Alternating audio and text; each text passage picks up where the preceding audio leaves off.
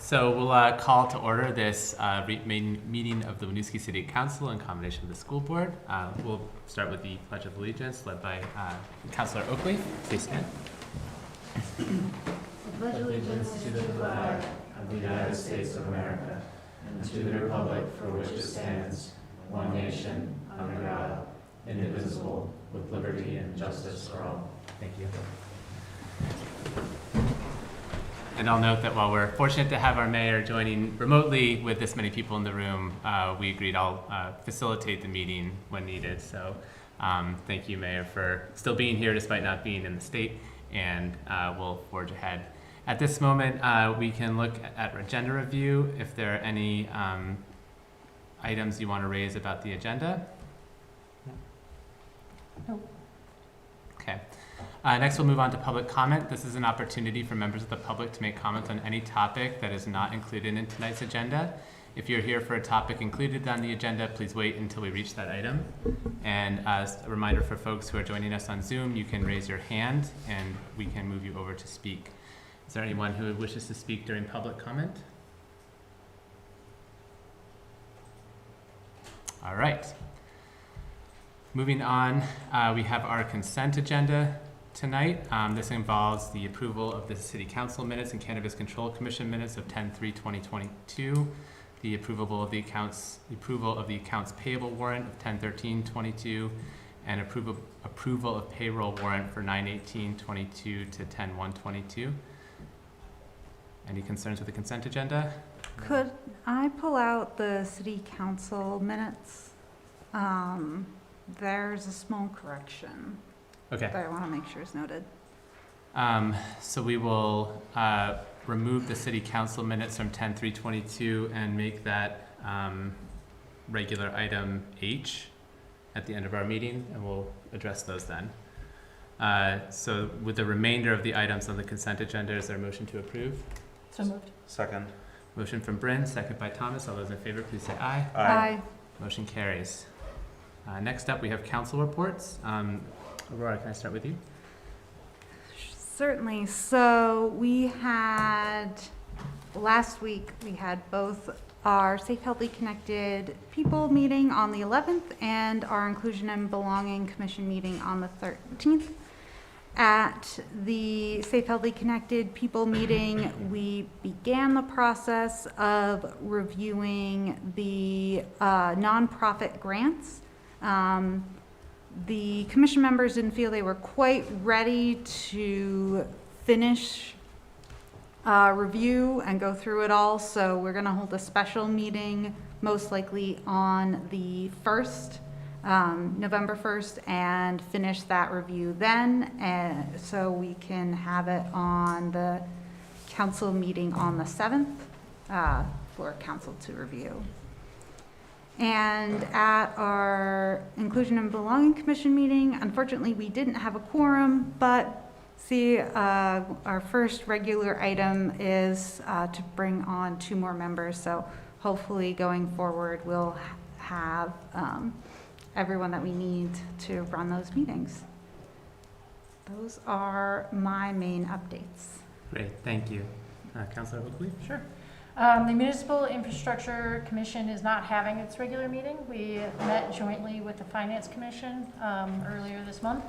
And at the time we discussed ARPA priorities as well as budget priorities for council to consider. We will be having another joint meeting on November 17th and look forward to reconvening at that time. And that will be the regularly scheduled meeting for the Infrastructure Commission. The Chittenden Solid Waste District bond vote, just want to remind residents to request that ballot. In addition, it was not a part of the mail-in ballot that was sent by the state, so just want to advise folks, if they are doing mail-in ballots, to request that from our city clerk. And that's all I have. Thank you. Mayor, could I move to you next, as you would normally be right here? Certainly. I joined the Town Meeting TV Trustees meeting, reviewed financials, and received information about work they are starting in a grant-funded project to look at accessibility options in media. I was fortunate to attend this week's school board meeting where the board signed final documents to accept the U.S. state funding for the capital project, which I cannot remember the numbers, but they have saved more than $15 million in interest over the life of the loan from what was initially projected. So kudos to WSD, and their project is on track to complete this fall under the bond amount approved by voters. Very exciting.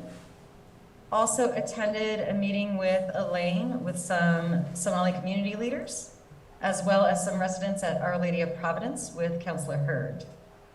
Our Planning Commission looked at their work plan, continued some historic preservation incentive discussion, and looked at some new information on parking. Unfortunately, I was unable to make that meeting, so don't have any detailed updates to share.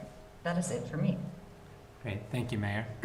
And since our last meeting, I was fortunate to attend the Heart of Winooski Foundation meeting as a board member, which is the first time I've been able to get back together with that group in quite a while, which is really exciting, because we were talking about a BIPOC educator fund, a BIPOC teacher fund set up, so the ability to apply for and receive funds for training and support to grow our workforce of BIPOC individuals in the school district, which is great.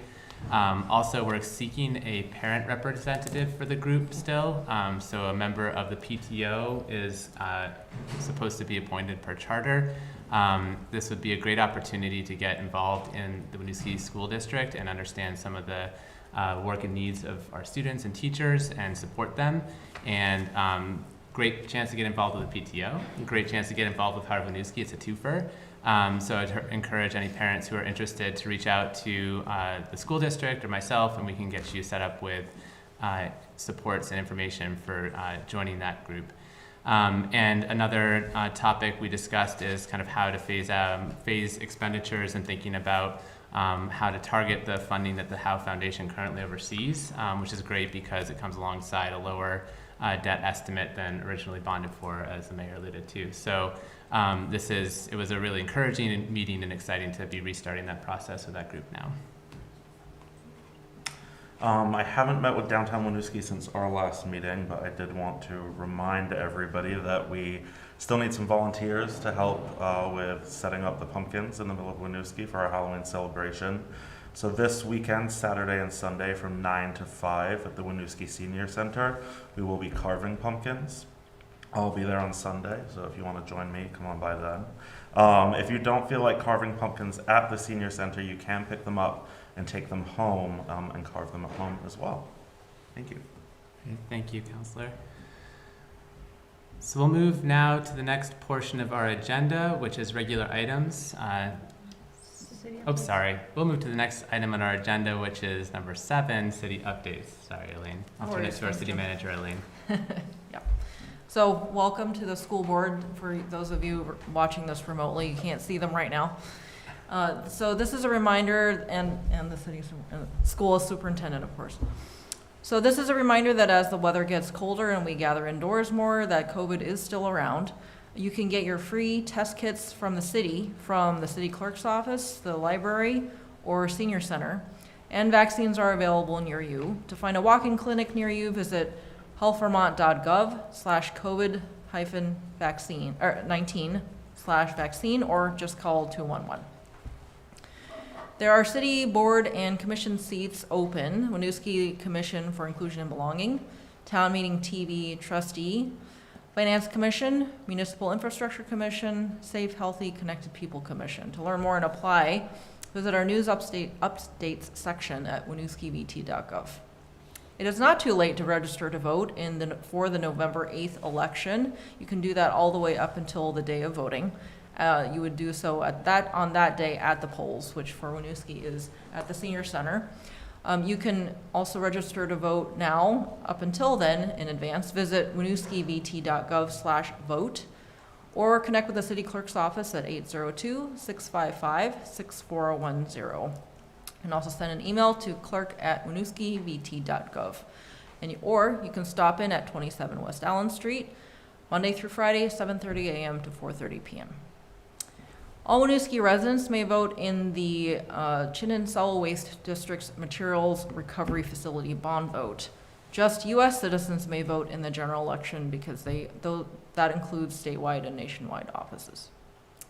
Lastly, if you're looking to develop affordable housing as a developer, as a homeowner on your own property, or need a bit of extra help with a down payment for buying your first home, and it is in Winooski, please note the Winooski Housing Trust Fund is available to potentially help you.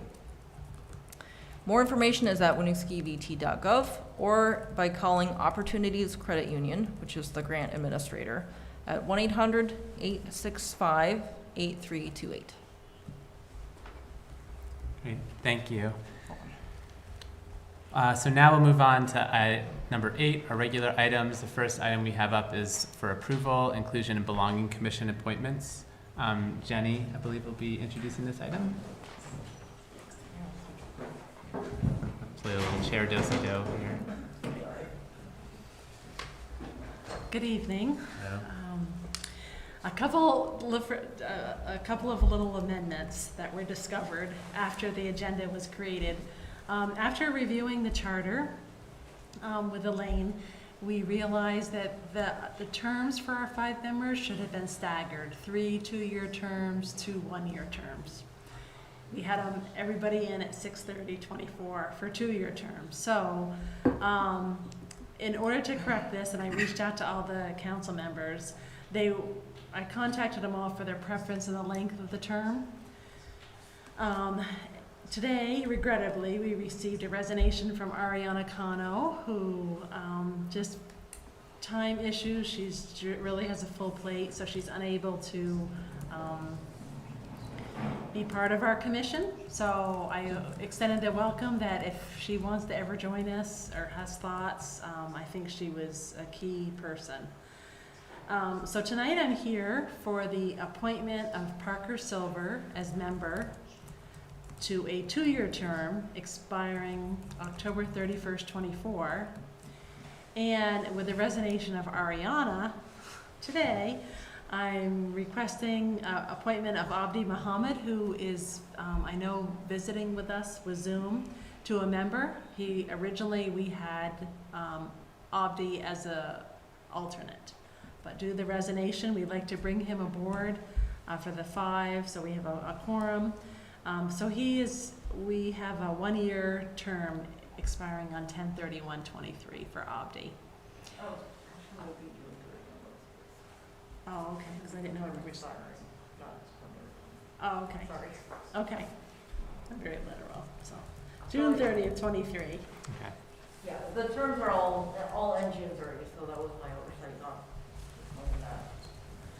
So Parker will be June 30th of 24, Abdi is June 30th, 23, and if he is there, Councilor Hurd and I interviewed him. It was a great interview, and we're excited to have Abdi as well as Parker join our Inclusion and Belonging Commission. Wonderful. Thank you for that introduction, Jenny. Paul, can we bring Abdi over to speak? Abdi, you're all set when you're ready. Thank you. Can everybody hear me? Yes. Yes. Awesome. Well, I just want to say thank you guys for taking the time to, especially Jenny, taking time to introduce me.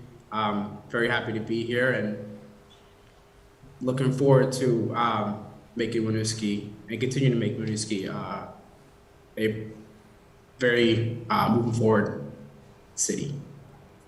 Well, thank you for your interest and commitment to serving. This is great. I guess I'll check. Are you okay with having a full member seat as opposed to an alternate? Absolutely. Wonderful. Thanks. Any questions for Abdi from counselors? No questions, just want to say I'm sure the school board is very excited to see you applying for this role. Of course. Wonderful. Any other discussion on this item?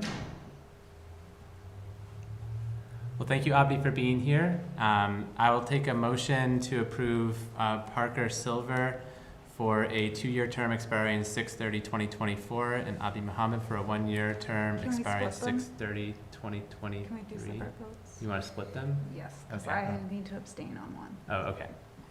All right, let's start with Parker. So I'll take a motion to approve Parker Silver for a 2-year term expiring 6/30/2024. So moved. Second. All right, motion by Thomas, second by Bryn. All those in favor, please say aye. Aye. And abstain. And I think the mayor said aye. Aye, sorry. And all those abstaining. Motion carries. Next, I'll take a motion for approving Abdi Mohammed to a 1-year term to the Inclusion and Belonging Commission expiring 6/30/2023. So moved. Second. Motion by Bryn, second by Aurora. All those in favor, please say aye. Aye. Aye. Motion carries. Thank you. Thank you, Jenny. And thank you, Abdi and Parker. And Jim, so you can expect a cleanup item on a future agenda to set the terms for the remaining members. Wonderful. Thank you. All right, we are coming to a wonderful yearly tradition of having the school and the city meet jointly, and I don't think we did this last year, so I'm glad it's hopefully going to become a yearly tradition again. So very excited to be welcoming our school board members and our superintendent to the meeting. Thank you for being here on our regularly scheduled evening and in the City Hall chambers. I would ask the mayor, do you want to introduce this item? Yeah, sure. Thank you. Thank you, Jim, for facilitating.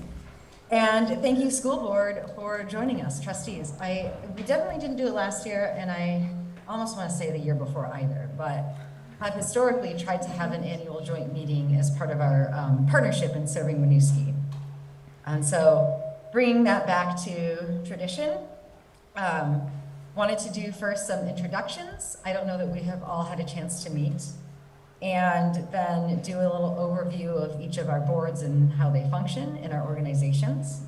Talk about the memorandum of understanding and some changes that are coming from Superintendent McMahon and City Manager Wong. And then I've drafted a memo here related to the shared equity audit that our two organizations went through. Wanted to touch base on our shared priorities. There were a couple of recommendations out of that report for the school and the city. And then talk about ongoing engagement opportunity.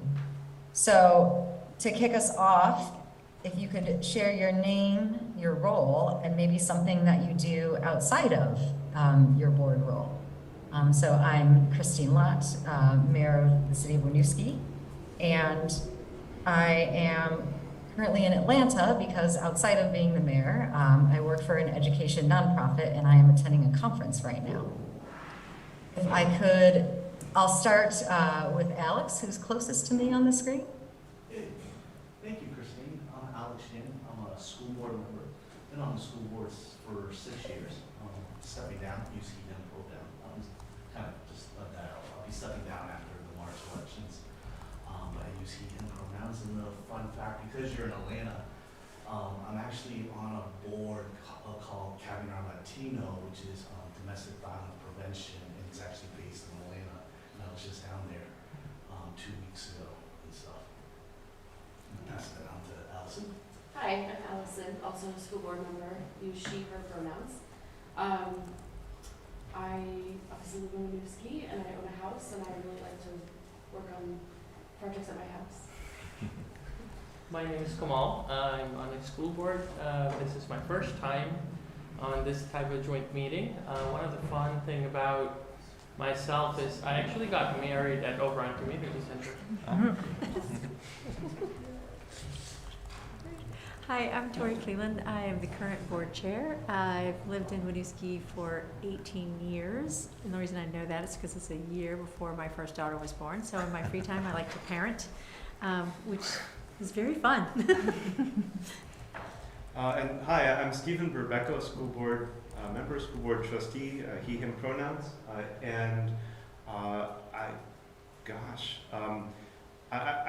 I'm like 80% dad and 20% everything else.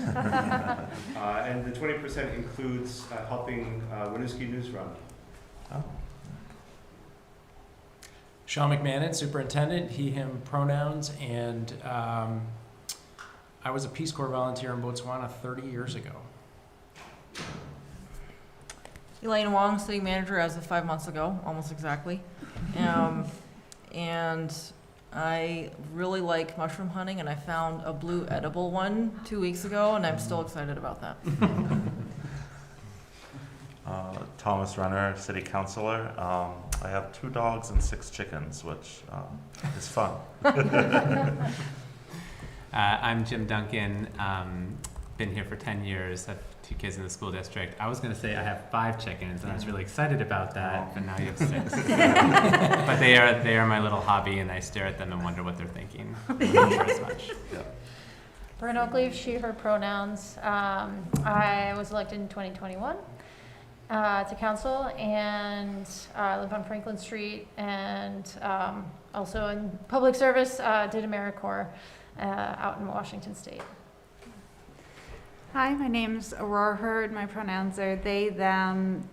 City council member since March. And fun thing about me, I guess in my spare time, I do creative fiction. Wonderful. Thank you, everyone, for sharing. So first, wanted to kind of run through our different board roles.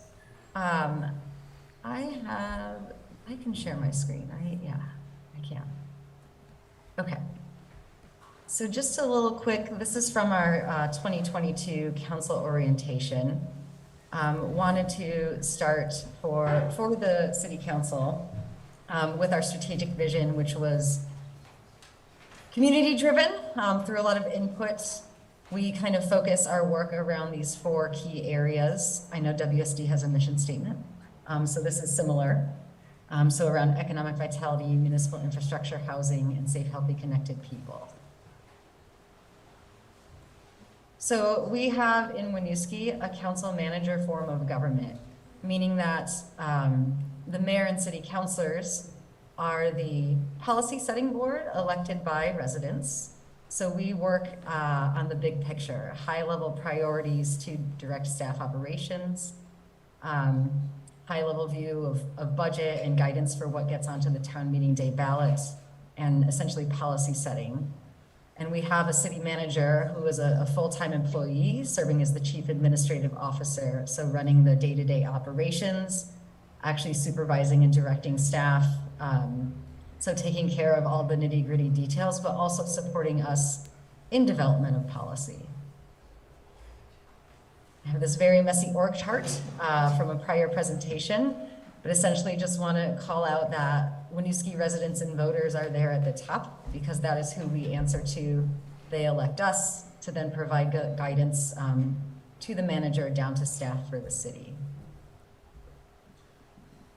And so here's another demonstration of the council manager form of government and how our roles function, where we are primarily there with the high level mission and policy, whereas the management and administration kind of sits closer to with the staff.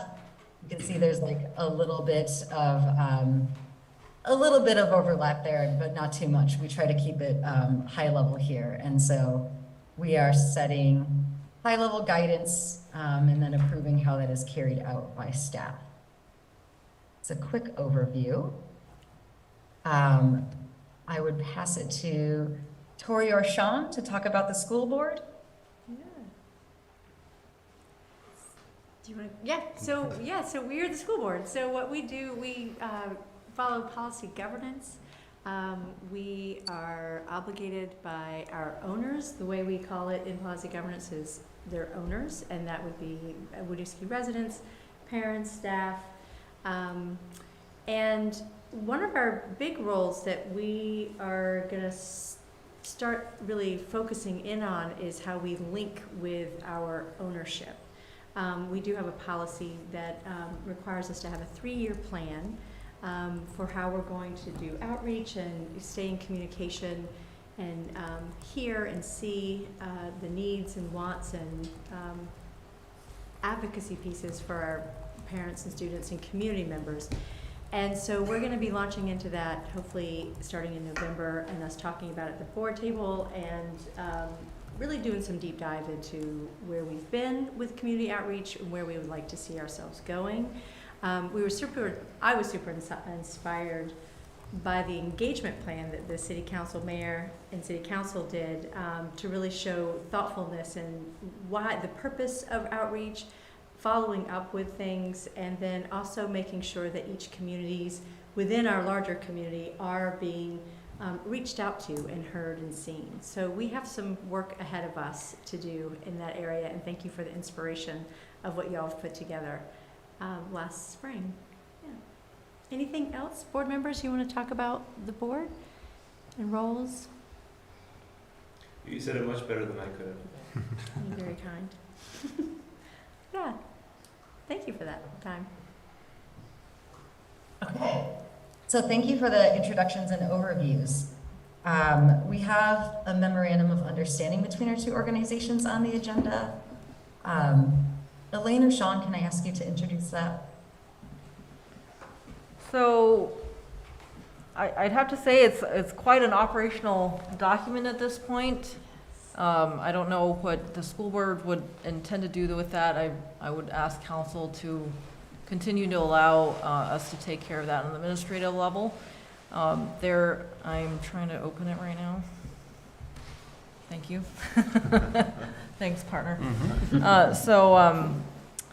There's the items that are on there for the public's benefit include the 21C grant program, where the city partners with the school to provide some programming for students outside of school time. The student resource officer from our police roster, the snow plowing and salting services to the school. I have to say that city staff have asked for that to not continue in the coming year. We did say that last year that this was in here for this year, but it is going to be a challenge. We're going to have to contract out that service again because we're shorthanded again. And just a note to the public, when we are working in the school lot and don't have enough staff, we end up not plowing sidewalks. Like, that's what has to go. So it's nobody's fault. It's the environment that we're in terms of labor shortages and so forth. The fourth item is, of course, remitting back to the city, to the school, the statewide property taxes that are collected on your behalf. The, yes, our own item is actually number 5. So the second item has to do with, police officers as security at sporting events and after-hours activities. Sixth item is partnership on the school newsletter. So that was a great initiative started by the school district, and we jumped on that because it's great that it's mailed to all addresses. And I'll say the community I came from, it went to property owners, which is not everybody, and given our high renter population, that's a nice thing that we do provide, at least English for the time being. And number 7, the last one, is use of facilities for mutual benefit. So of the items that I mentioned, the SRO is pending, I think, whatever the school board discussed last week. November. There'll be a formal notification to the city by November 1st, as stated in the document, for any budget implications between the two bodies by November 1st. Right, okay. Salting and plowing was the other item that I mentioned. And what else did I have in my email here?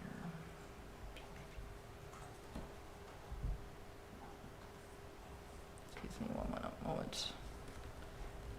My links are not working as I expected. Oh, I know why. Can I add something while you're... Oh, of course. Yeah.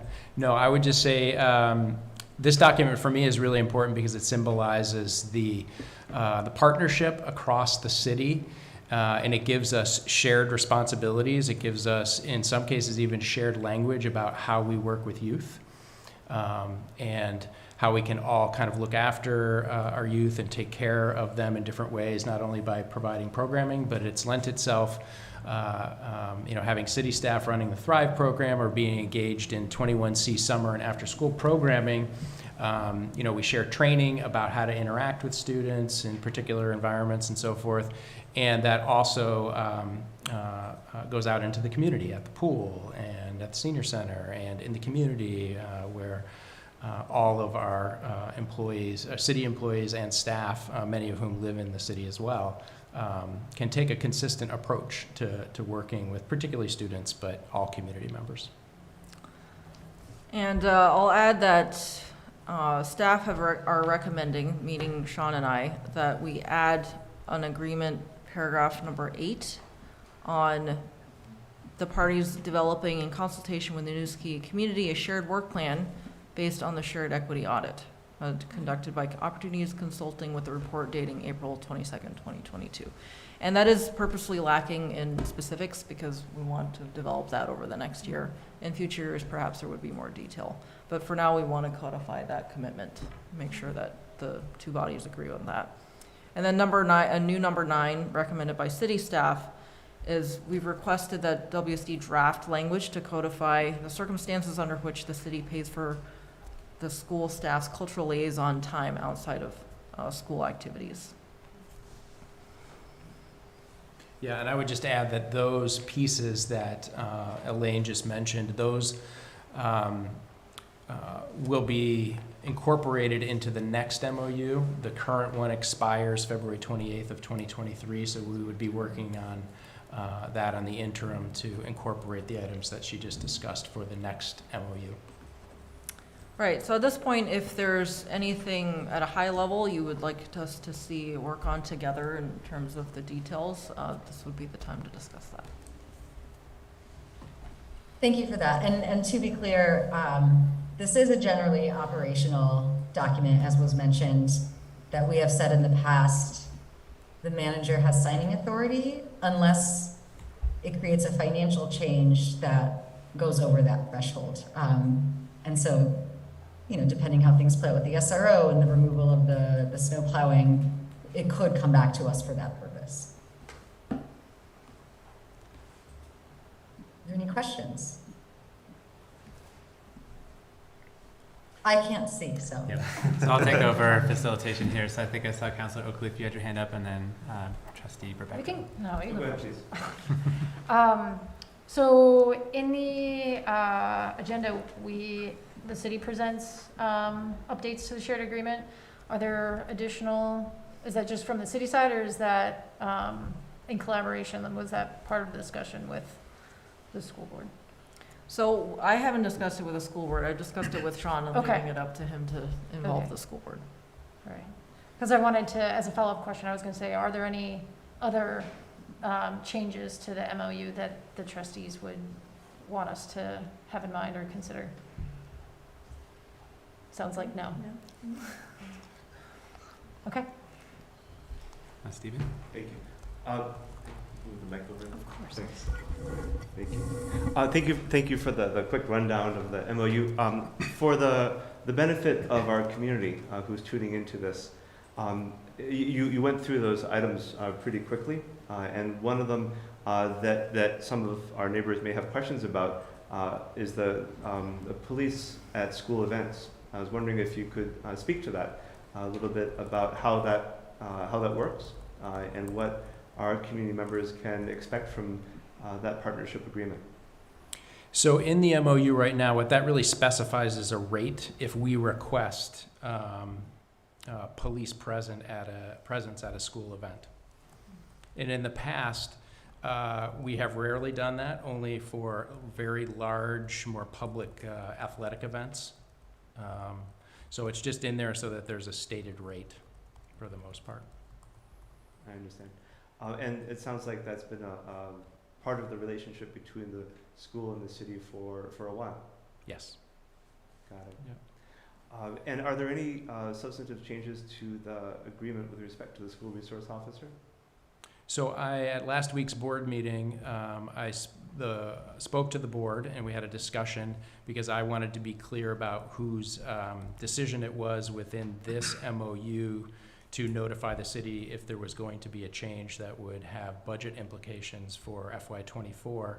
And the discussion centered around that was my decision in the existing MOU. So I will be formally notifying the city by November 1st in a formal memo that we would like to continue in the same model and continue to incorporate some of the recommendations that were in the multi-stakeholder report for next year, and then the following year to implement the district liaison officer and the school security coach model that was recommended in the multi-stakeholder report. Got it. If it's not too much to ask, could you give a quick rundown of what changes our school community can expect next year? I don't think that they will notice a lot of differences aside from the geographical difference with the new building, in that the SRO will have an office at the front of the building with our receptionist, and the SRO will not be in the building all of the time and set up and be there in off time. So we'll start transitioning to the district liaison officer, which is really built around that they are the officer is in the building and on campus at specific times when needed.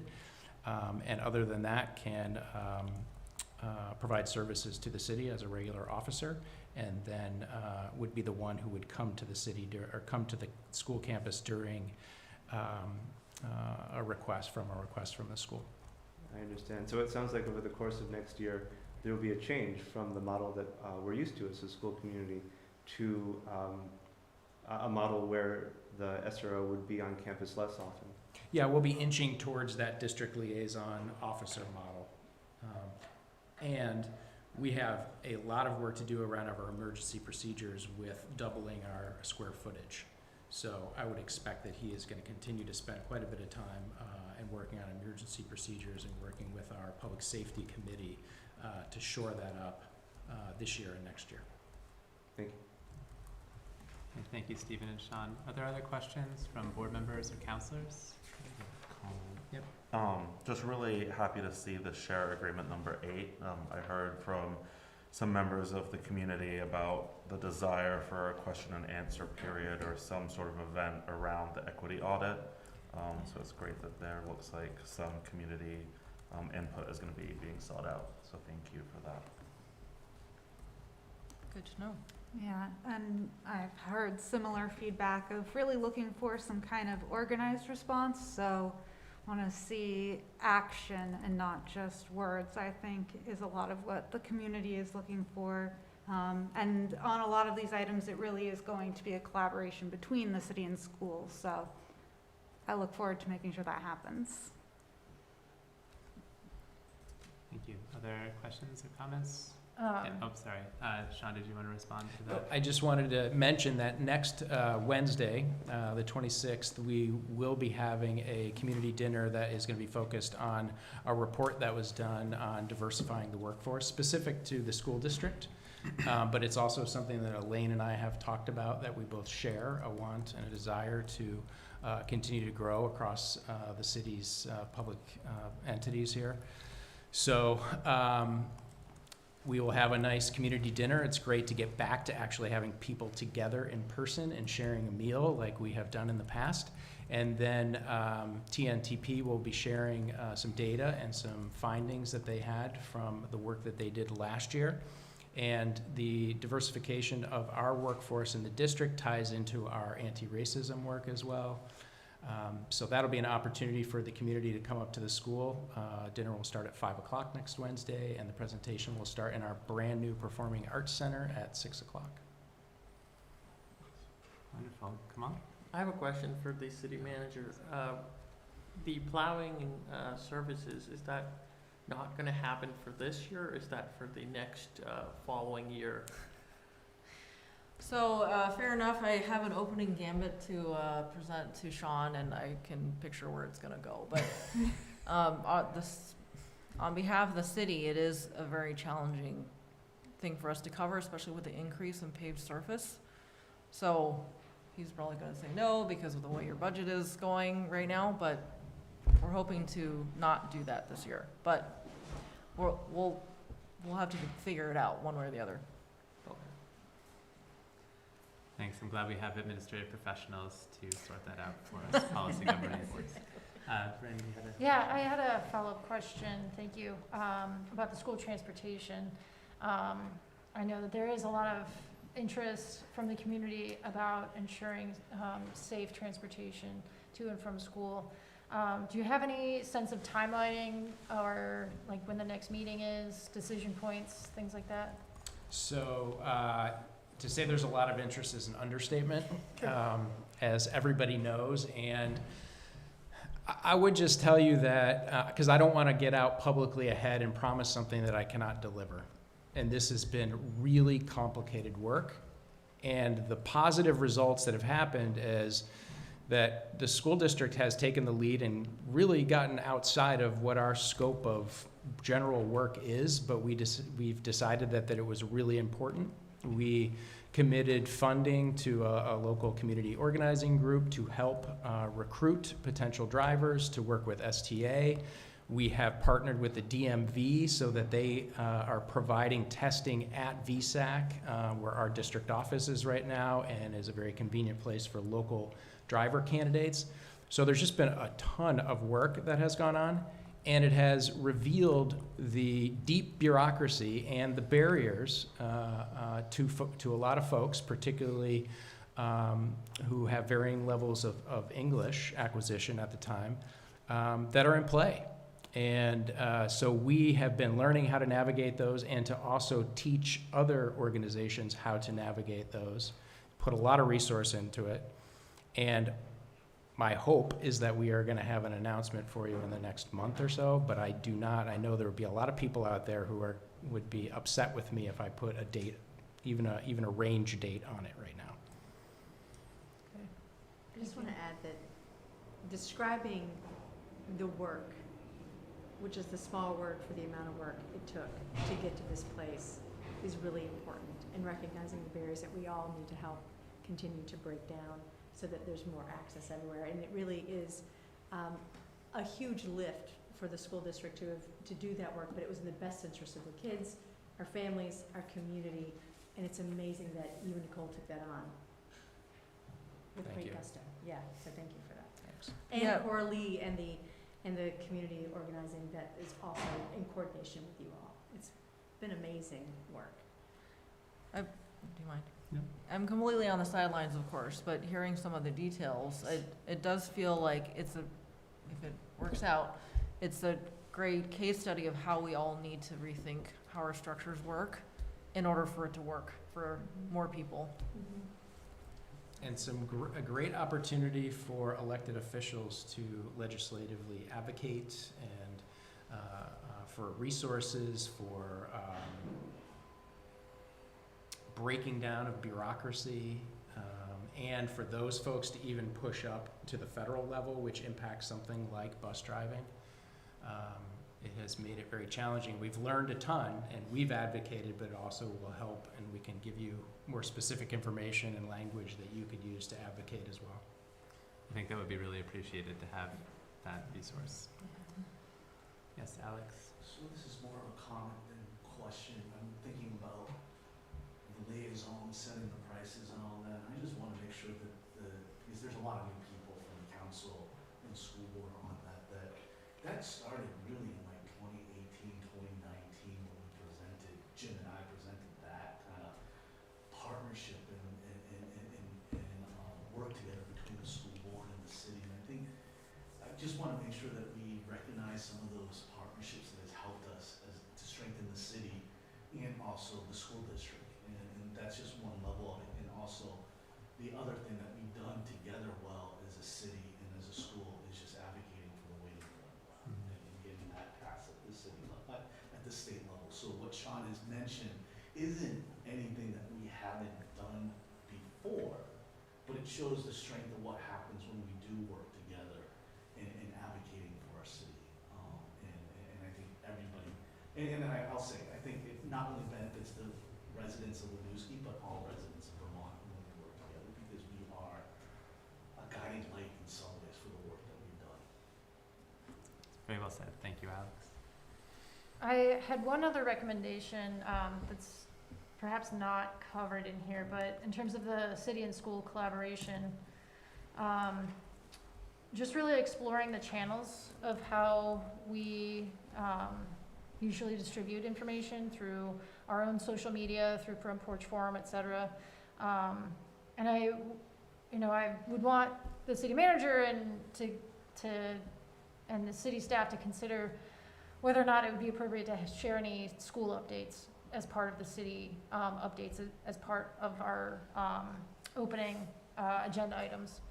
I know that quite a few community members may pay attention to one meeting and not another, but collaboratively, collectively, all residents are impacted by each other's mutual meetings. So just want to offer that up as something to consider for collaboration.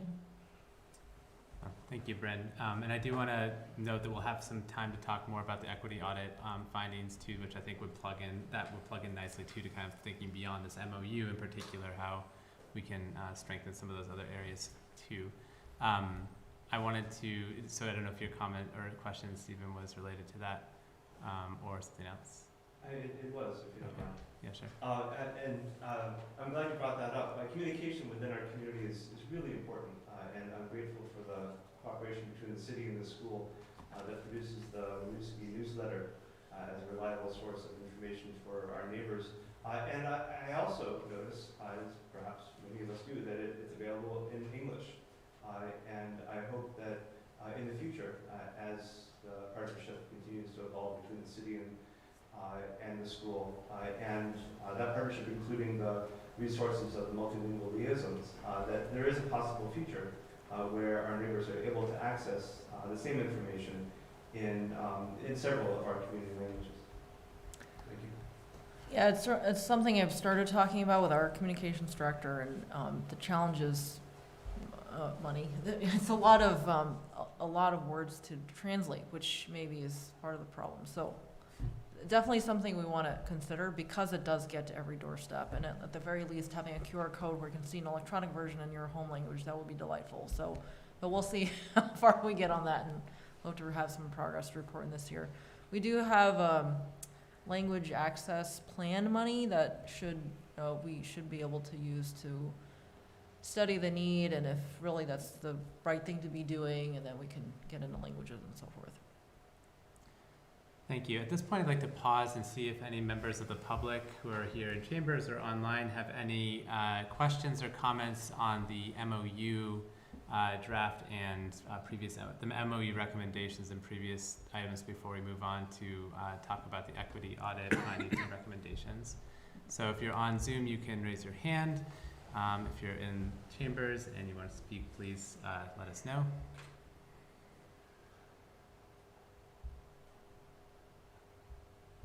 All right, so I'm seeing no public comment at this time. Mayor, do you want to introduce the next item on the equity audit finding and recommendations? Sure. We've already sort of started to dive into this, but attached to the agenda tonight is a memo outlining updates from the city side on the equity audit priorities. So we had, coming out of that report, the school district had some priorities given, the city had some, and then there were 3 shared areas. The first being school transportation, which we just heard an update from the district on. In the memo, I included some other efforts the city has undertaken around public transportation more generally, including some advocacy with GMT around a more affordable assessment, or with the state around increased funding for public transit. There's also been a microtransit pilot that Green Mountain Transit ran in Montpelier. And we've shared that if they would like to expand that or find another pilot community, that Winooski would be interested in that. The second item of shared priority is the school liaison expansion, which, having our manager and the superintendent work together on outlining our current stipend structure or expanding on that. You know, right now we have had success through a stipend model, working with the school district liaisons through our ARPA listening sessions, and some previous sessions we had done summer before But I did think it would be a nice opportunity tonight to hear from the school side a little bit more about that role and the work that's being done and the importance of it, which can inform our future thinking.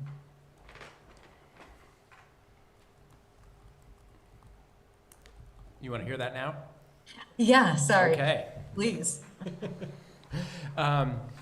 So I think, as everybody knows, our cultural liaisons are gold, and they were particularly during COVID, the ability to communicate with families so frequently about COVID and health, about learning, about logistics and everything was incredible. And so that's also reflective of my biggest concern, which is their health and their capacity. Because all of them will answer the call from a member of their community any day of the week, any hour of the day. And it happens frequently. And they don't go and clock in and ask for the 15 minutes to take the phone call at 1 a.m. because the fire alarm is going off and they're not sure what to do or who to call or whatever. They answer the call and they help solve the problem, and we never know about it. So I think we all need to keep in mind the high value, and that we need to create positions that are healthy and useful, and we need to create capacity across the county and the state where people see this as a livelihood, and don't just do it out of the goodness of their heart for their community, but they do it because for that reason, but also because it is a livable wage. It is a good life where they can contribute to their community and they can still have all the things that most people want, whether it's a home, a family, vacations, all those things. And so I think we just really need to be thoughtful about how we collaborate on this one as we move forward, because I'm very concerned about their well-being. Can I say, kind of towards that, I think with some of the ARPA listening sessions that even came up, especially of, say, families that have moved to other school districts. I think both Essex and Colchester were given as examples of the school liaisons here in Winooski would still be called for help, like calling out a child who's sick and having that translation service. So I like the idea of really expanding it beyond Winooski and advocating with our other towns to make sure that they have those resources to make sure there's that fair compensation. I did want to ask a question, if I could, Sean, about the district was able to expand some capacity in adding additional staff or turning part-time into full-time, and how you've seen that address the needs or not. Yeah, so we did that with ESSER funds, primarily to address COVID at the time. And so our two largest multilingual populations, we added an additional liaison in each one of those groups, or three groups actually. And it certainly helped, but again, it's scratching the surface, with what can be done. And so I think, that's our liaisons end up addressing things that are not school related. And we try to help them draw boundaries around that. Culturally, that's not always an acceptable thing to do. And I understand that. And so I think we need to create that capacity so that there are folks in other agencies. It's one of the only silver linings I can think of at the moment about COVID was we pushed on the health department, we pushed on other organizations when they said to us, oh, we'll just have your folks translate that and interpret it and send it out. And we were like, you guys should have been prepared for this and you should have had the capacity to do that. Now when you're asking us to, we can't do X, Y, and Z. So I think we need to continue to advocate to kind of build that capacity everywhere. And what does it look like from the city perspective? What do you all want to communicate? And when you talk to multilingual residents, what is it that they want to know from the city? And then figure out what the model is from there. Does that help, Mayor Lott? Yeah, that's super helpful, Sean. Thank you. Can I add, like, in sitting on the school board for the last 2 years with Kamal, understanding that just translating is not enough. Like, there is a lot of lingo that we do that, like, context is lost if you think it's just strict translation. And I think I really appreciate Kamal's perspective on that and teaching us to think deeper on that and what does it really mean. The second point that I would like to make, or it's a leading question, Sean, so you know, think about. But I think about our liaisons as a great pipeline into other jobs within the city. If you think about the amount of things that they have done for their communities as cultural liaisons, those are skill sets that are, you know, they're problem solvers. It goes well onto resumes and all that. And so it's a pipeline to positions that go into the city. Now, I'm not saying I'm scared because if we lose our cultural liaisons, we have to build in that like pipeline, but I think it is a natural recruitment. And we have to think about that and how to develop into building it into the city structure or to those other state jobs. So as we move forward, as you're working together and thinking of the liaisons, how do we create programs where it allows them to like kind of move into the city jobs to make it easier for the city to serve the needs of the students? And I know this because, as you well know, I've served as like a liaison for one student in the Chinese community, and I remember dealing with the phone call at 10 p.m. and I wasn't going to turn it down, right? And so, and this was about, you know, residency, right? And that's only one, and I know that our liaisons are doing about 130 or, you know, more on that, and it's every night, and we need to make sure that we don't just, and this is what I think about from an inclusion and equity standpoint, we just don't think about how it's going to serve the city, but we also take care of the people who are doing the job and grow them into the city. And that will be true equity and stuff. Come on. Well, I just wanted to add to the example that I can think of, you know, when we think about translating stuff and then sending out to the new American folks, I'll give you one example. There was one person who reached out to me asking if he can get a subsidies on his green collar car because the translated document that he received said, you know, for a green vehicle, you know, electric efficient vehicle would get some subsidies, but the translated version made it sound like if you have a green collar car, you get subsidies. So that's like just a simple example of what the confusion that can be caused just by barely translating. So my last 2 years of being on the board, I've learned one thing, that a lot of new American communities from Winooski is really seeking for an opportunity to get a civic training or workshop from the city and the school, because people reach out to me. I'm on the board and they know that. They reach out to me asking questions that are, you know, strictly administrative, that are supposed to go to the teachers maybe, or superintendent, or the other administrative staff. And I, as much as I can, I try to explain that. But I think a more comprehensive training about not just the school administrative body, the hierarchy of the school system, but also the city and maybe the state would be extremely helpful, because we sent out ballots and we have expanded that to permanent residents as well. But I really want to make sure that we also give them opportunity to learn about different positions and their roles, so they can come here, participate, and voice themselves. We have great liaisons to help at the school, where the people can, for any issue, just reach out to the liaisons and then get to the school that way. But if we provide an opportunity, if the city and the school can work together to help our residents gain that information and knowledge of the system, the structure, which is very new to a lot of new American communities. I can speak for my own family. You know, the place that we came from, we had King, and the school was completely different. So everything here is new.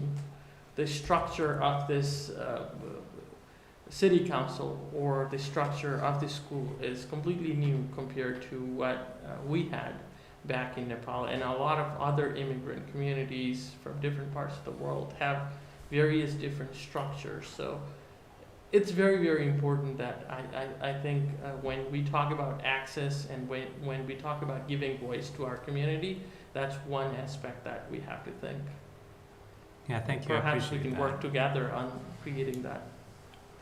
Yeah, that insight is super helpful, and I think it touches back to something that was envisioned in some of the shared equity work prior to the COVID-19 pandemic around city tours and a civic governance kind of learning opportunity for different language groups in our community, because that was a gap, like knowing where to go for what service and who you'll find there and how that all fits together feels transparent to us, but it's pretty much transparent to no one else, whether or not you speak English as a first, second, or acquired language.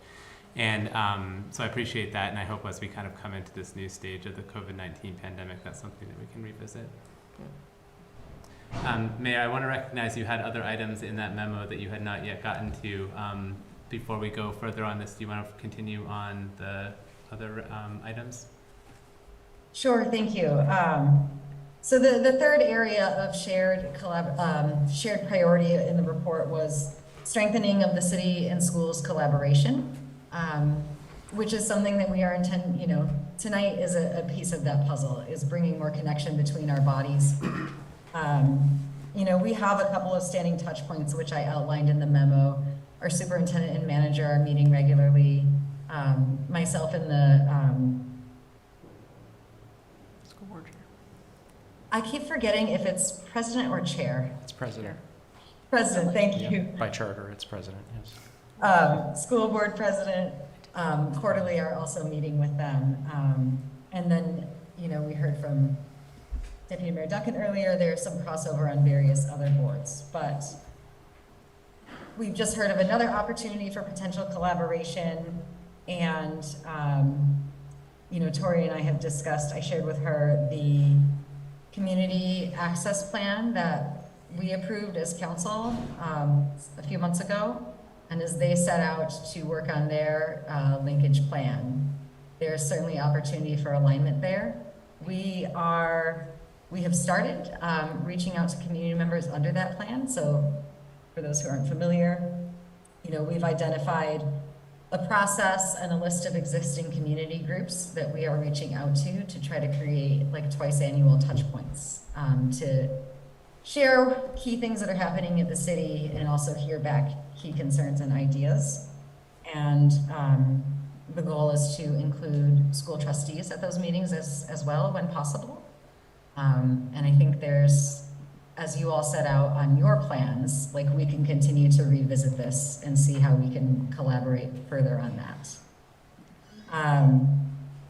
And I do just want to say that community engagement and outreach is sort of a foundational step that I think supports all of the priorities in that report, and building those relationships, making more transparency and connection with leadership in the city for all of our residents.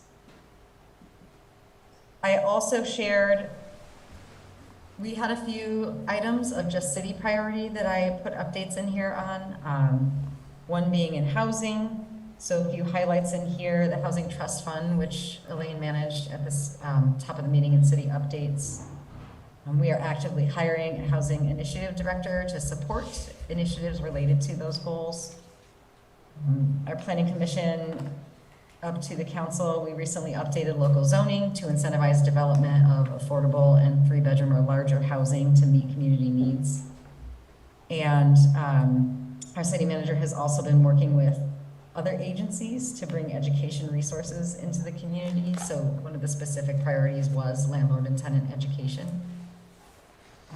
And then advertising and recruitment and city hiring was also touched on a little bit earlier, but that is another priority of the city to, diversify our staff by creating more openings within our community for existing residents. I will pause there for other contributions, but also to offer, if the school board wants to share any of the other priorities that they were working on, you can share updates now as well.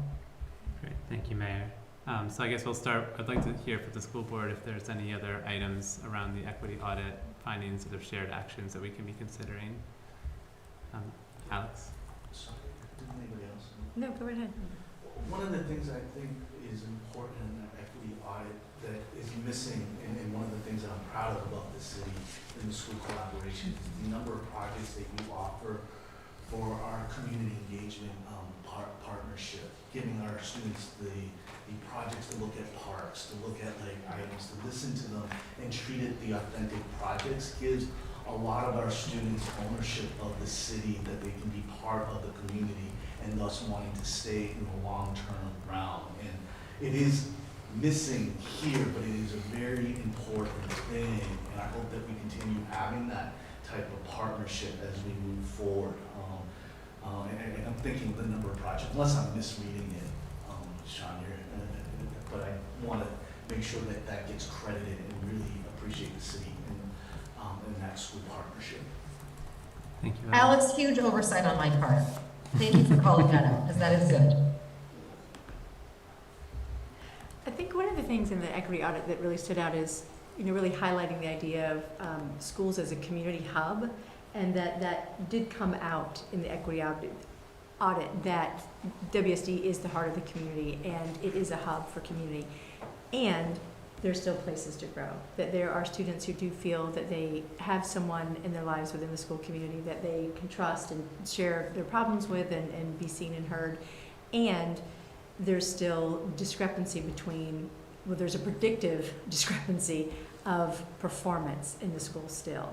And so what I love about the MOU too is having those the 21st century learning opportunities and after school care, and some of the opportunities that are happening in the city for kids to get involved in, doing projects with, doing that. Like, we do have a good foundation that needs some building on top of. And I think that there, a lot of, it seems like for the school part, at least from my perspective, is, we really need to dial in and just investigate, or not investigate, but just really pay attention to discipline, really needs some attention. And it seemed like law enforcement was also a part of that, that discrepancies in how BIPOC students are experiencing those two entities is not equitable to their white peers. So there's some places operationally that need to happen, which is not our role. But I think the shared pieces is to continue strengthening our focus on where our students, where our youth are being cared for throughout the community. And I feel like there's some great strengths already. Like the library does amazing work with youth, amazing. The pool this year was a place where everyone belonged and was cared for. So there's so many great strengths, and it's good to acknowledge them and then recognizing the gaps that we need to make sure we're coordinating with. So there's a lot of promise in here, and a lot of good work. And it seems like each of our bodies need to go figure out, like, where are we gonna put our priorities as a school district in the reports that we have here, where the city is, and I think we've highlighted some of the places where we can collaborate. So it's good work ahead. Great, thank you. Yeah. Are there other comments from board members before I broaden it out? I'll open it up to then staff, council. Are there any other contributions folks have, thoughts, reflections on these items of shared potential action? Sean? Yeah, I'm happy to kind of go through some of the school recommendations. Number one was around early reading strategies, which we have invested money and time, training, new curriculum, new assessments, and really kicked that off wholeheartedly this year. And that's a multi-year piece. And we incorporated the attention to multilingual learners in early literacy, but it's also evidence, research-based curriculum for all learners.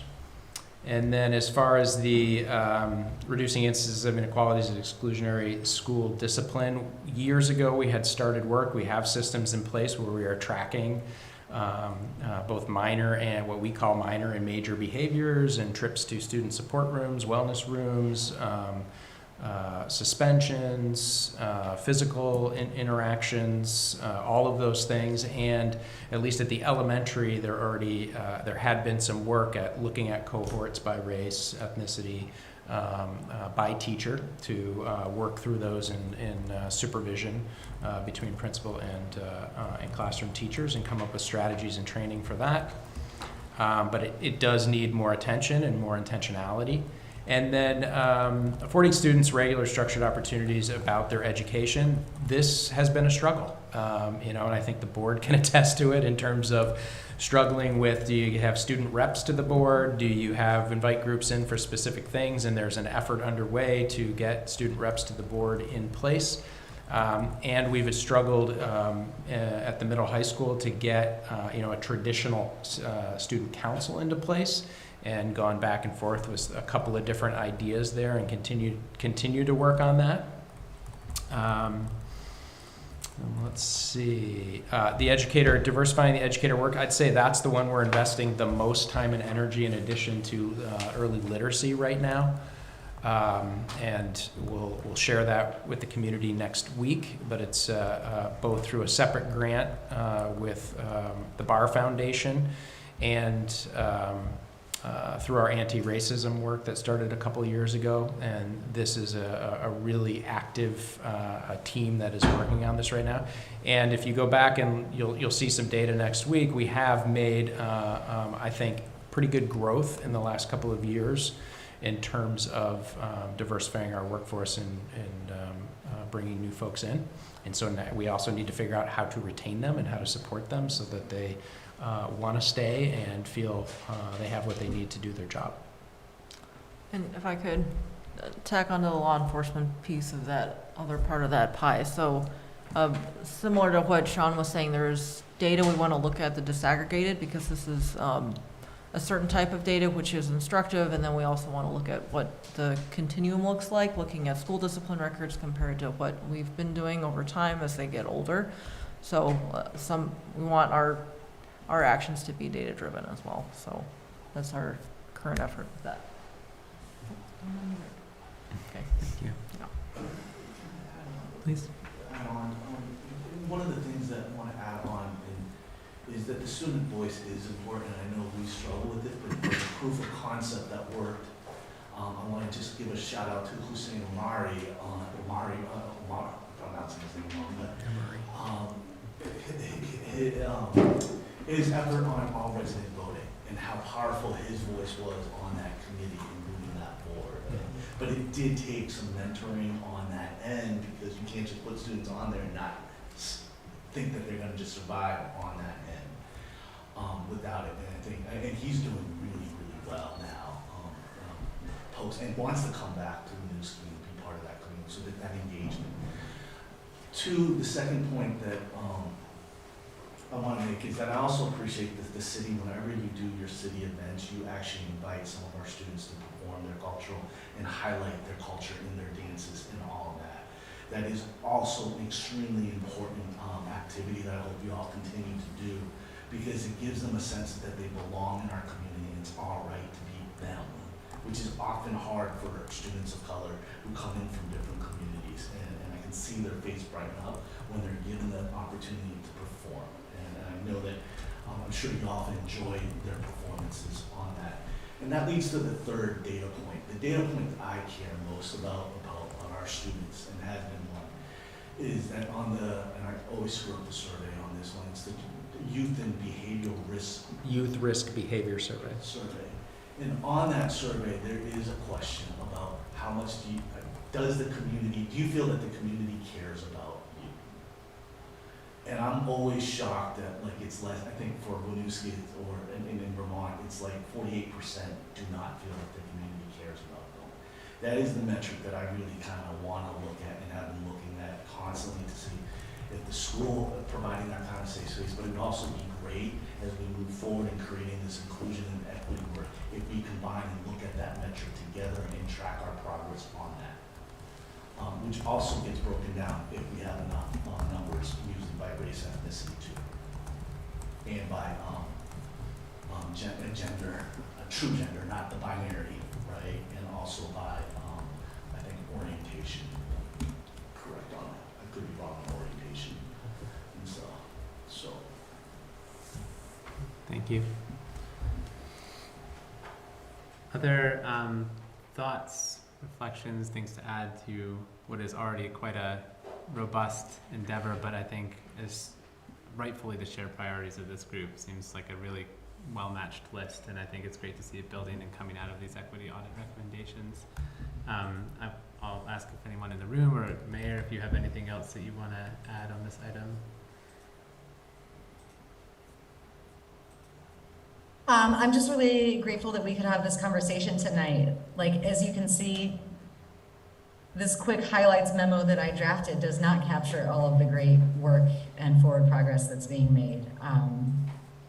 You know, I think we are coming from many angles to try to better support our community, and obviously have a lot of opportunities to keep working together and doing better in that area. So thank you all for your hard work. At the school, the city staff, all these volunteers. Thank you. I'll pause to see if anyone on our Zoom attendance or in the audience here in Chambers has anything to add, any questions for us.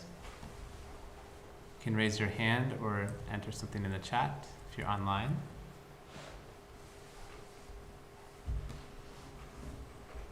All right, I'm not seeing any.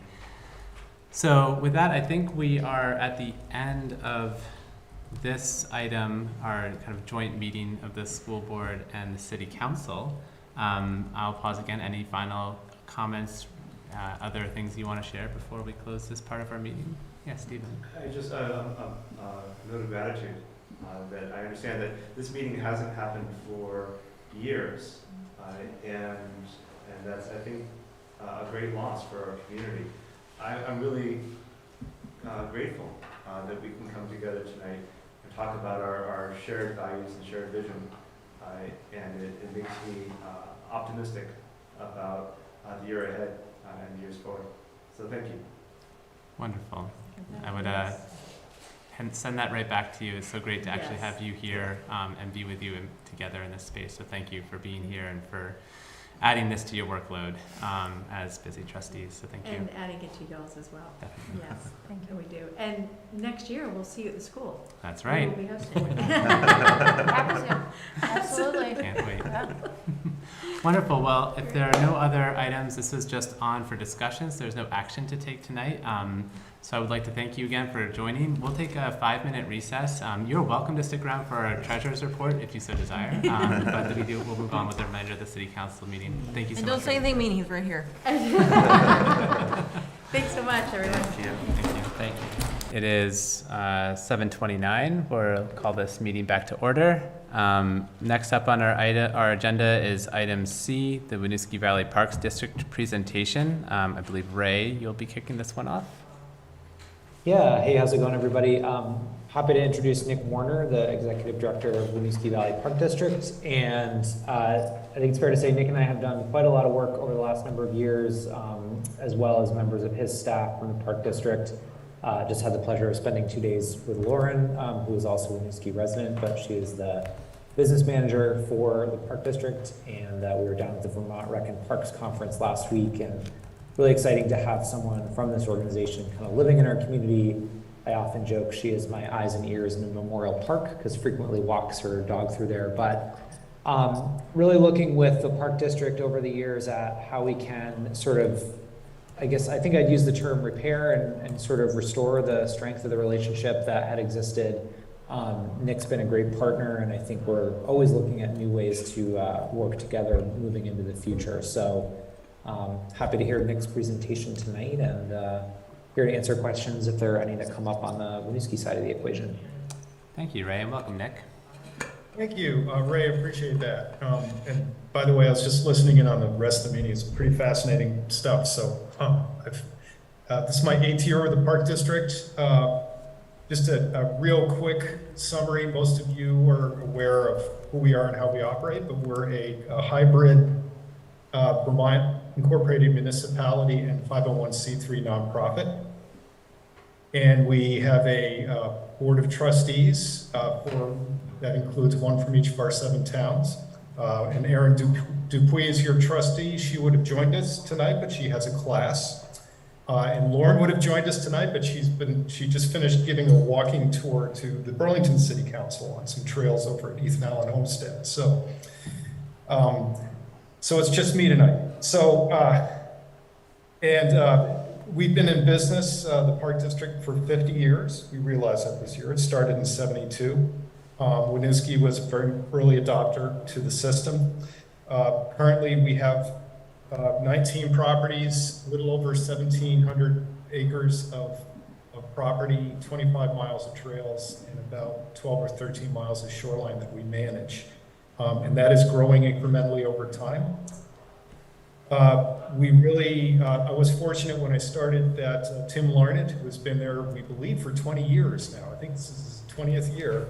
And Lauren Jacoty, who Ray just mentioned, who started a couple years before I did. So two very experienced people are still there and doing a tremendous job of maintaining the parks and operating administration and so forth. We had the benefit of having Elaine come visit us down at the homestead where our office is, and Ray, and we had a really nice connection. And so she's got a pretty good handle on who we are and how we operate, and she gave us some really great feedback on some stuff. This year is interesting because of what's happening with Essex and Essex Junction. The city of Essex Junction is going to be voting on membership in the Park District on Election Day.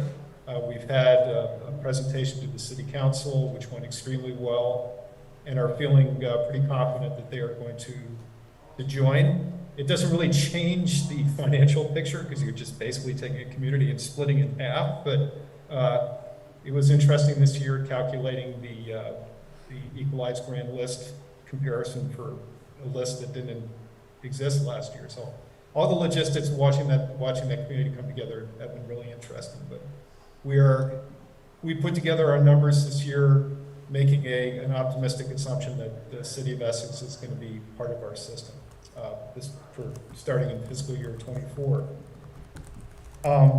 This year also has been very productive in terms of our work with the city of Winooski.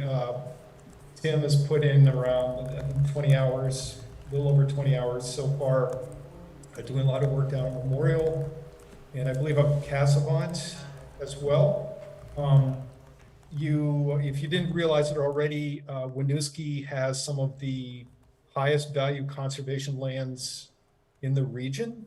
In Cassavant Park in the Memorial area, you also have some of the most archaeologically sensitive and amazing areas in the entire state of Vermont. It's truly a treasure especially down by the river, and Cassavant and Gilbrook and Memorial are just really spectacular gems.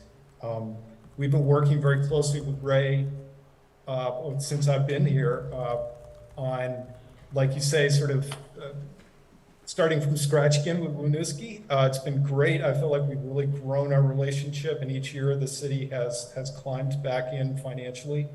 Just for context, you are the one town who hasn't paid the full boat each year, but from the beginning, when I first started 8 years ago, Winooski's overall fiscal situation was not strong. And we had also had some relationship issues with the city involving things that had nothing to do with Ray and myself. So we took a deep breath and said, okay, we want to rebuild this relationship. We wanted to strengthen it, and I feel like that's gone extremely well. We have talked about the potential of the Park District owning Memorial. It's early days on that, but we feel like it would make a lot of sense for the Park District to own a property within your municipality. It makes the money that you pay us a lot more efficient, but it's also, we do active management of all our trail systems and all our parks. So when we acquire a property, we only do it if we know that we can do a good job maintaining it. The signage and the trails and the litter and the mowing and all that stuff. This last year also has seen a park called Walcott Family Natural Area, which took several years to open in Colchester, is fully open to the public, as has Durway Cove down near the mouth of the Winooski River. We just had an opening there a couple of weeks ago. which of course we had to delay because of the pandemic. But we are also working with the town of Williston on a property that we call the Jacob parcel, because we don't have a name for the park yet, but for the last several years, we've been building up our resources and our planning to do an acquisition of that property. It's all tied in with a housing development that's going through an approval process right now, so that will be another growth in our park system. We also own 7 historic buildings between Colchester Pond Natural Area and Ethan Allen Homestead. We have 2 caretaker houses. We have a great arrangement where we have caretakers who live there at greatly reduced rent, and they open and close gates and do maintenance for us. And I think what's really key, also we're enjoying working with Robin, your new rec director, by the way. She's great. So that's been another good relationship that we're building. Really a huge part of our model is leveraging. So each year we get dozens, if not, sometimes a couple of years, we've got a couple hundred hours of volunteer time between corporations, schools, colleges, even individuals who approach us about doing volunteer. We work closely with the Youth Conservation Corps. We have a couple AmeriCorps working in our office right now associated with the Wildways program in Burlington. And we go after grants pretty aggressively and work to increase our impact through leveraging. So that's a huge part of our model. And frankly, it's one of the more fun parts of the job, is finding resources and bringing them in. We carry no debt, and we own all of our assets in fee simple, and all of them have some form of legal protection that keeps them in conservation permanently. So if a property comes into our fold, we manage it in perpetuity. We have an easement that's held by a third party that's irrevocable and keeps the property in conservation. So it's a very simple but very strong model, which interestingly is now being duplicated in different parts of the country. It allows the municipalities to be front and center in the conservation world, which a lot of times municipalities aren't. I've worked in municipal government my whole career, and that's one reason I wanted this job, is because I saw that connection between economic development and social economic development and conservation and municipal government. So I did give you some materials to look at. I don't know if you had any questions or comments. Each year we do a comparison to the previous fiscal year. We do a formula in which we take the equalized grand list for each town and the population of each town, and we do a little bit of math to come up with a way to what we call our fair share split of the town's contribution to our system each year. The towns provide about 80% of our operating capital, so we are a creature of the municipalities. But to be clear, you have a trustee on our board that meets monthly, so I'm looked after very closely in a good way. It's a very active board. Erin is fantastic. She's got the strong real estate background. She loves Winooski, and we hope she stays with us for a long time. And she's sorry she couldn't be here tonight. Any questions? Great, thank you, Nick. Yes. Elaine, anything that you wanted to add, or Ray, before we turn it over to counselors for questions? No, Okay. thanks. So thank you for that, and I noticed in our memo it does cover the dues that have been requested and paid over the last 3 fiscal years. I and appreciate current that. requests. So Yeah. thank you for including that Yeah. as history. And I remember this was added in my first go round on the budgeting to start this increasing march towards the request while not being able to meet it. So I'll open up to questions from counselors, or Mayor Lott, if you have anything you want to add or ask. Yeah, if you don't mind. I was just wondering if you do plan on doing any research into where your visitors are coming from, given that there aren't any parks within the Winooski borders and a large percentage of our population does not drive. I'd really be interested in knowing that when we're talking about allocating money to an organization. Yeah, the only issue with that is because we don't charge a fee for any of our parks. So in order for us to gather that data, we would have to commission a survey and station people to interview people as they come into the parks. We did a limited survey about 4 years ago, I believe, with one of your previous city managers helped us out, Deke. And we really wanted to get a sense of what people were using the parks for, where they were coming from, what their attitudes were. And it was fascinating data, but it was by no means comprehensive. So we can tell you, just because we're in the field every day at especially our more heavily used parks, that in general, since the first day of lockdown for COVID, we got overwhelmed, and we felt like that was going to tail off pretty significantly, and it hasn't. I'm happy to report that we get pretty heavy usage in our parks in a way that we did not see pre-COVID. And you know, it's funny, I see families that when they first came, they didn't even have the right shoes to walk a trail, and now they're showing up with backpacks and equipment. And people have educated themselves in the outdoors. There's more demand for it. There's more specific demand for decent trails. It's really striking, and my colleagues across the state in Parks and Recreation are seeing a lot of the same thing. I'm sure you are too, Ray, in the numbers. Yep, absolutely. It's a long way of saying, no, I don't have numbers. I can tell you that there's a lot of use of Salmon Hole and Riverwalk by people from Winooski, because you can just walk across the bridge to get there. So just informally, as we get to know our regular users over there, there's 4 or 5 fishermen that are regularly at Salmon Hole and walk across the bridge. But I don't have those numbers. I could get them, but it would cost money. And if we were actually going to get a proposal from Castleton to do some more of that work, and they shut down. So, which kind of stunk, but we'd love to have more data. Mayor Lott?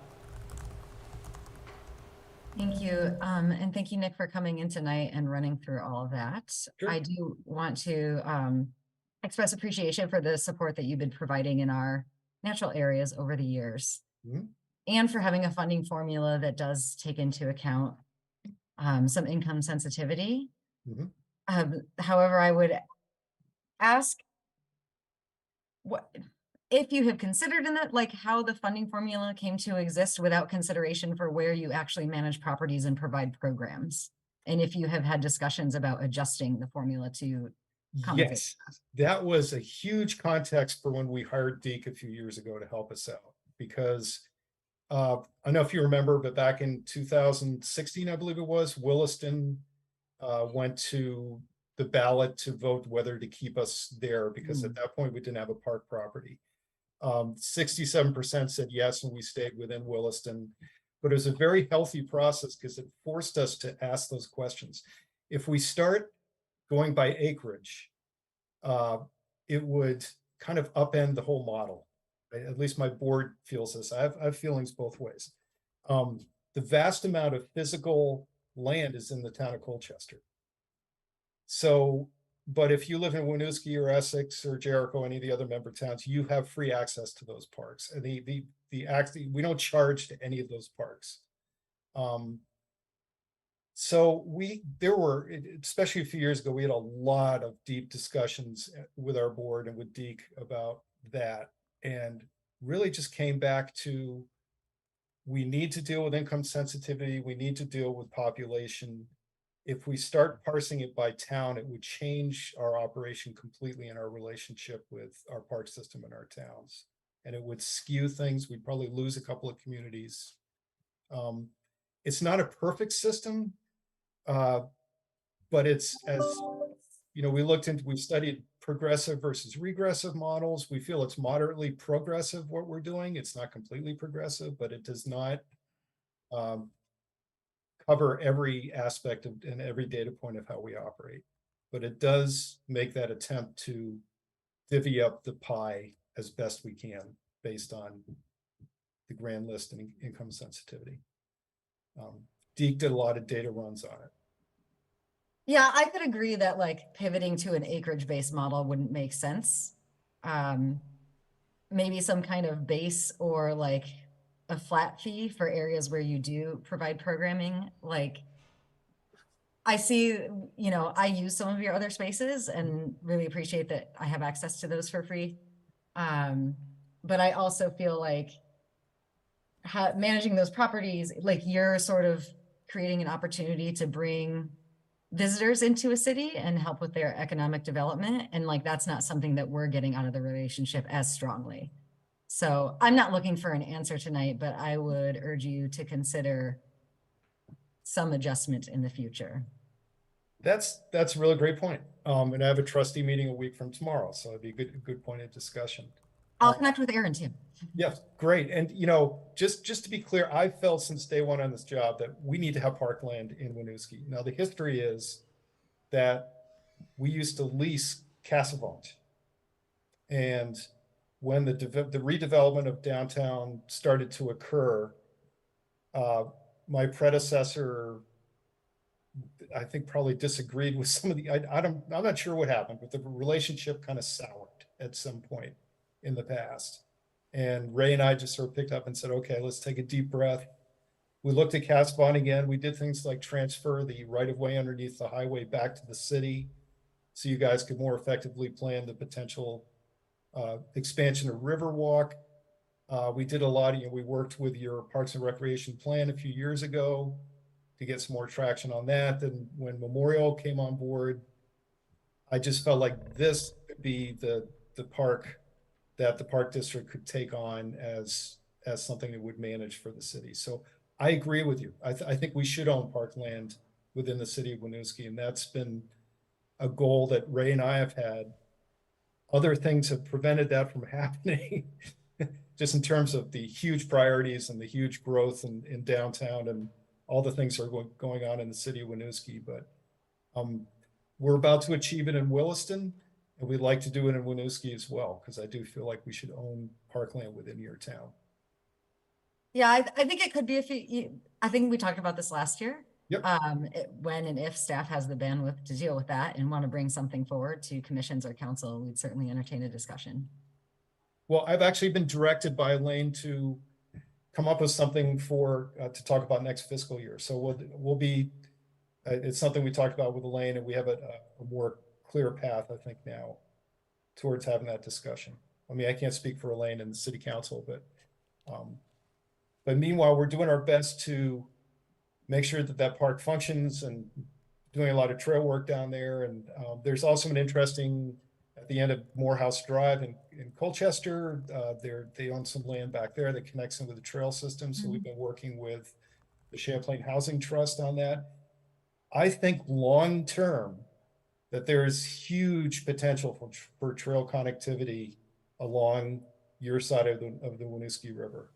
And that if people are smart about it over the next decade or so, that there could be some really great connections that go into Colchester and then go up into Essex on the other end.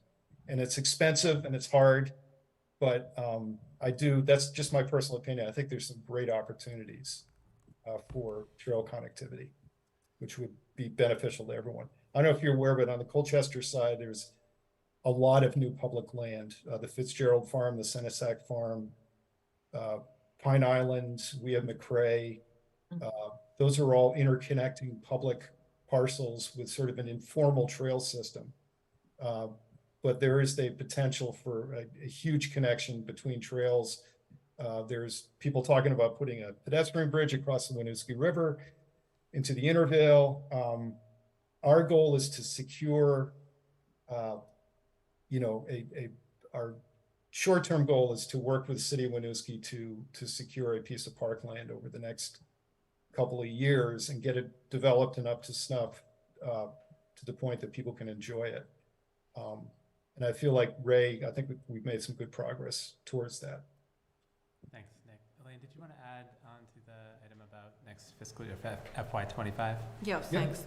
Right, so yes, to what Nick said, I am interested in it for a couple of reasons. So Memorial Park is overgrown at the moment and not serving as a canoe access, which should be a possibility. It is also currently being used by the unhoused, which Nick's organization is more used to supporting and managing and, you know, what have you, in terms of making sure that folks know what resources are available to them. And we are completely not. So that is, those are a couple reasons why I would like the council to consider that in a future year. It's, you know, there's a lot going on this year, so it felt like a new thing I didn't want to add to the plate, but so you know going forward that it will be in front of you at some point. Thank you. Can I ask a question on that Mhm. specifically? So with the Memorial Park, I know in our Abenaki land use acknowledgement resolution, we specifically have that the city of Winooski shall work in partnership with official Abenaki leadership on future forest management plans for Winooski's natural areas. Further resolved that Winooski is hereby committed to working with members of the Abenaki community to rename Memorial Park and the trails using words and phrases from the Abenaki language. So I just want to make sure that in this partnership, we're not going back on what we stated here. And I did see that it looked like there is some collaboration, or at least some with let's see, Vermont Indigenous Heritage Center. So I was just wondering about some more info on that. Right, no, that's a great point, and that was a third reason that I neglected to mention, so thank you for bringing that up. So in the meeting with Nick, I had mentioned that concern, like, we have a burgeoning relationship, thanks to the deputy mayor, with the Missisquoi tribe of the Abenaki. So we would definitely want to, and we are part of their territory, so I wanted to make sure that Winooski Valley Park District had some track record of working with Indigenous folks on making sure we were doing culturally sensitive, appropriate planning, programming, what have you, management. So that is something that we raised and we would be wanting to include. Yeah, and I think specifically making sure that we're continuing the relationships already built here too, so. Nick, do you want to comment on that? Well, it's one of the most archaeologically important and sensitive areas in the entire region. I mean, that whole strip of land along the Winooski River. So at the very least, an archaeological easement or some kind of agreement to make sure that there's, you know, that there are ways to protect that land against future encroachment. What we typically would do is work with a, you know, VHCB or Lake Champlain Land Trust and the city to negotiate some kind of conservation easement for the property. That's the gold standard for us. It's not a requirement for us taking over a piece of property, but typically we do that. And in that context, I think there could be language put into that easement that addresses the indigenous peoples and their interests in the land. I think there's a lot of ways to get there. It's a lot of us are struggling to figure it out because of the newness of the concept of land acknowledgement, at least in Vermont. I've done a lot of research on the way state parks is dealing with it, the way the federal government is dealing with it. There's no single methodology, but I would certainly want to see that property highly protected over time. And it's just an incredibly ecologically important and archaeologically important area. Yeah. That's been highly impacted, but there's definitely going to be a high level of archaeological sensitivity and artifacts and history and connection in that property, as there is across the Intervale. The Intervale is just a stunning archaeological resource. Yeah, and I guess the thing that I really want to highlight is making sure that we're involved, like, we're not just making these decisions without involving the people affected. Mm-hmm. Right. We can involve many organizations that say that they know, but if we're not actually involving the people who are affected, because we also, you know, made sure we put in the right to sustainably harvest fiddleheads and other culturally important plants in our parks and natural areas. So that's another thing. We want to make sure that kind of we're not going back on the things that we've said. And I think that would be most effectuated by actually having the Missisquoi Band and others represented as key stakeholders in negotiating such a conservation easement or any future transfer. So I think that's a great reminder. Although also recognizing that this conversation is likely to involve many more steps and touches from staff and council. Yes. Oh, yeah. So thank you for highlighting this as a potential path forward for actual fee ownership within the city. I wanted to ask, just thinking about what kind of connectivity that you're creating, do you allow other, like mountain biking, fat biking? I'm just curious what types of trail use and impacts you're allowing in, not just if Winooski were to have a property, but how that trail use is being managed across the network. Is it open to all, or do you restrict to certain types of use? We currently we don't manage any mountain bike trails. We manage quite a few properties that have established bike paths, gravel or paved, that go across them or adjacent to them. But we are currently not managing any sites with mountain biking.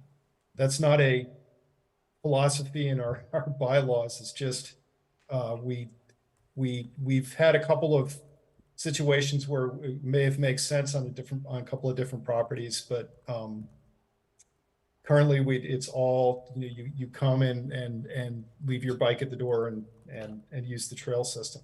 It doesn't mean we wouldn't change, but mountain biking it's a whole different thing. I mean, it needs to be managed. I mean, it's kind of like managing a ski area in some ways in terms of parking and bathrooms and public safety and active management. It's a whole different, to do it right is a whole different level of management that we're not currently doing. But like, it's not a philosophy. We don't have any rules against mountain biking.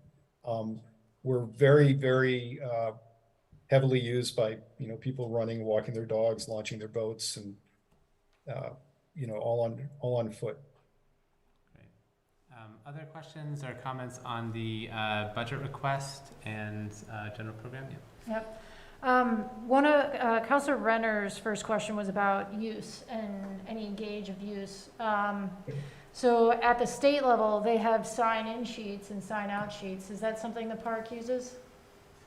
We did that in the past at Colchester Pond, especially, and then it got pretty frequently abused, and it was actually pretty functional. It was before my time.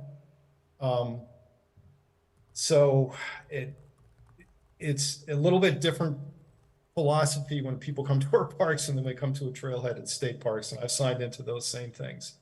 It's not to say we wouldn't try it again, but it seemed to be, starting 10 years ago or so, people just started not being as polite and responsible with those kinds of things.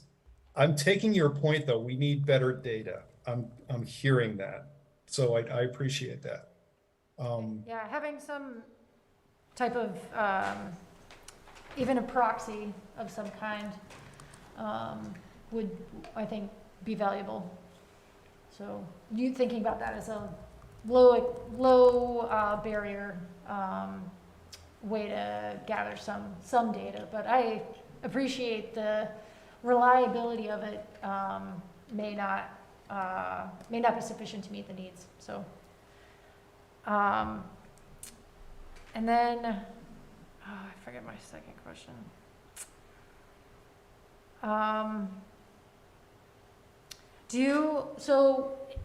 Provided in the packet as an annual report, do you also have a strategic plan? We do. We need to update it. But we do have a strategic plan. I believe it was last updated in 2017 or 18. I'd be happy to send you guys a copy of that if you'd like to look at it. Is that a 3-year plan or a 5-year plan? 5-year plan. Okay. And then as part of that plan, do you set like performance metrics or goals? It's pretty generalized. So we do not have, we don't say like we need X amount of acreage each year. It's more that every time we acquire a property, we go through a very thorough screening process that talks about the affordability of us being able to take it on, the impact on the community, the public's attitude towards it, the ecological values, and so on and so forth. And it talks about increasing revenues through alternative means, which we do contracting, we do leasing. And it talks about increasing our park portfolio incrementally over time, which is what we've been doing. And then just one more follow-up question. Sure. So probably, I don't know, must be 5 years ago now. Maybe not that long ago. But at the state level, there was an initiative for VOREC to explore outdoor recreation and increasing accessibility. Was the Parks District involved in any of that conversation? We received a grant for $50,000 through VOREC. We teamed up with the City of Burlington and with Local Motion and the Community Sailing Center on that grant process. And that is to rebuild what is called Wetlands Walk North, which is this incredible boardwalk at Ethan Allen Homestead that goes right through a major wetland, which was heavily used and loved by hundreds of students each year, mostly kids, because it's like a great outdoor classroom. So that gives us, you know, a little less than half of what we need to complete the project, and we're going to be going after some additional trails money to help fill that gap.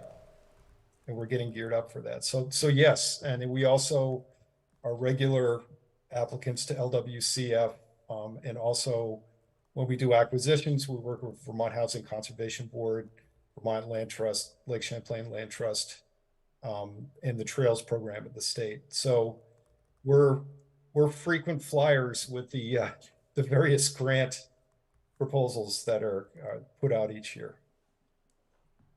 Great, thank you. Yes, thank you. Good questions.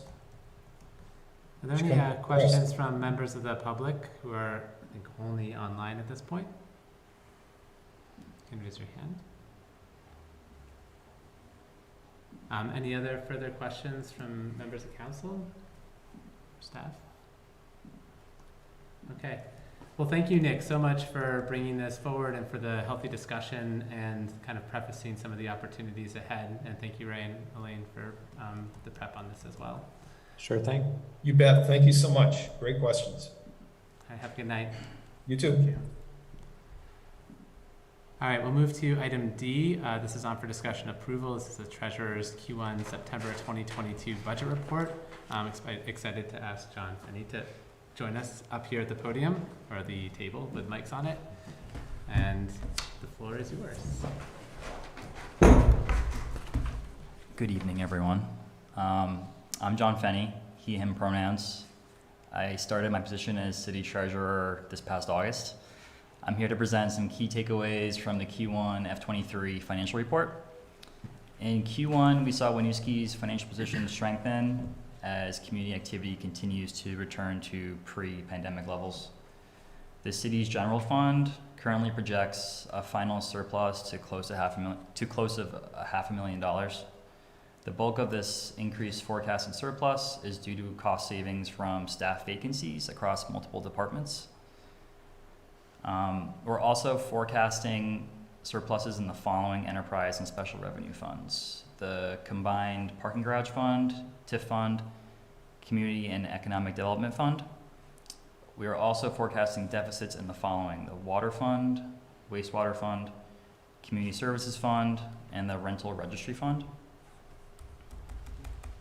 Specific details to support current forecasts can be found within the respective financial report on the City of Winooski website.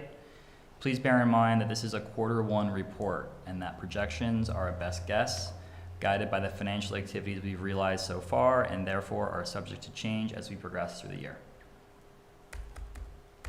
Are there any questions? Thank you. Can I ask on the wastewater and water fund what the nature of correction was on the forecasted revenue for 355 Main and 36 Mallett's Bay? Is it just the expected number of units? Yeah, sure. So the forecasted revenue is based on one quarter of sales. I believe this one was budgeted on March of June of FY22. There were some large-scale properties in development during that period that have since been completed. The 36 Mallets Bay Avenue and the 355 Main Street. We err on the conservative side of budgeting, where we budget for low revenue, high expenses. So we're kind of just like navigating an ambiguous time of these new developments, and so we kind of, in this particular forecast, erred down on our projected revenue just because we're still trying to figure out where we're going to land. Okay, so with another quarter of receipts, you would expect to have a better. Yeah, as we expense draw revenue. nearer to the end of the fiscal year, it's almost like you're going through a thick fog, and the fog lessens as you progress through the fiscal year. But because these properties are new, we don't really know what the cycle is going to be like. And again, we just kind of went down in revenue to be more conservative, but we could see revenue bounce up again as we get closer to the end of the year because we are erring on the conservative side. Great, thank you. Yeah, of course. Other questions? I can say with the 36 Mallets Bay that I don't think units were full or completely full until about mid-September or so, so that could be a part of that. Yeah, that's helpful to know. Yeah, exactly. The first quarter billing in that projection has none of FY23 in it. That first quarter billing is the billing that went out in July for the June 27th readings. So any properties that were not yet inhabited by July 1st are not included in those forecasts. Follow-up question to that. So council approved rate increases. Is this for water, wastewater usage? Is this incorporating that fee increase? That does factor that in there. I have adjusted that first quarter billing by the percentage rate increase and expanded that over the next few quarters for the usage that had been completed between March and June.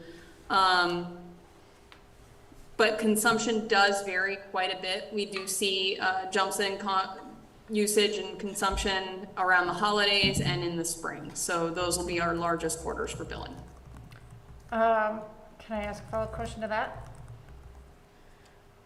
So with new construction standards, does it account for any water conservation measures that are part of new construction? We did not forecast any usage information into that revenue number for new construction simply because we cannot predict what the occupants will use. We could go by AWWA standards, but we do see a lot of fluctuation dependent on the number of people in a household and then how that household interacts with their water service. Somebody who showers only at a gym will not use as much water as a two-person household where they work from home. So we are waiting to make projections for those new properties once we have actual consumption data to base it on. Okay. Other questions? Thanks for putting this all together. There's a lot of good info in here. I'm wondering if I could get some more information on the rental registry fund. From your report, it looks like this is the 4th year of being in a deficit, and that there were plans to correct billing, but that's not going to happen this fiscal year. I was just wondering, is that personnel issues, and do you think it will be corrected next fiscal year? I think Angela may be able to give a little more insight to that. I know conversations started before the pandemic and they kind of got held up because of the pandemic, and now we're kind of on the other side of that. So I know conversations have kind of restarted, but I'm not sure where in the process they are. We recently drafted letters to the properties that have verbal agreements where they're not paying $100 for every unit that they have. Those letters have not yet been sent to those property owners. Elaine may have more information than I do on the status of the other properties that were in question. And that's the Winooski Housing Authority properties, the taxable ones, and then the non-taxable ones where we conduct inspections. Yeah, those are the letters that we have drafted, and it's just a matter of bandwidth to be able to get those out. And the reason why we're not projecting it will all go into place this year is because it is going to be quite a hefty increase for them. So we want to give them this projection is the conservative estimate of like how, if they're gonna request some time to get into that arrangement. Yeah, the projection that I've included there includes none of those additional revenues coming in, and we do anticipate potentially having some additional come in from those properties. The projection only includes commercial inspection billing and time of sale inspection billing that is anticipated to occur. There should be no additional rental registry billing in general, with the exception of those few properties and any new units that get developed during the year. But it'll be pretty minimal. And it sounds like we're well on our way of getting towards that plan, so it's great to know. Thanks. Other questions, comments? Yes, Christine. I would just add on to that for council. I think this is something we need to remember when we do strategy and priority next year, that it might be time to lift this up in the priority list to make sure staff has bandwidth to address it.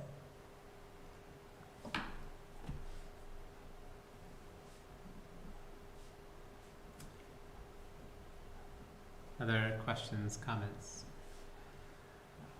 Well, John, thank you for joining. Thanks, guys. It's great to have have a you. good night. Oh, sorry, we are supposed to approve this. We customarily do.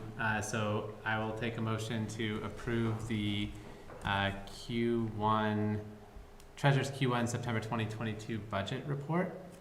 So moved. Second. Motion by Thomas, second by Aurora. All those in favor, please say aye. Aye. Aye. Motion carries. Next up, we have a quick item on the FY24 budget goal setting.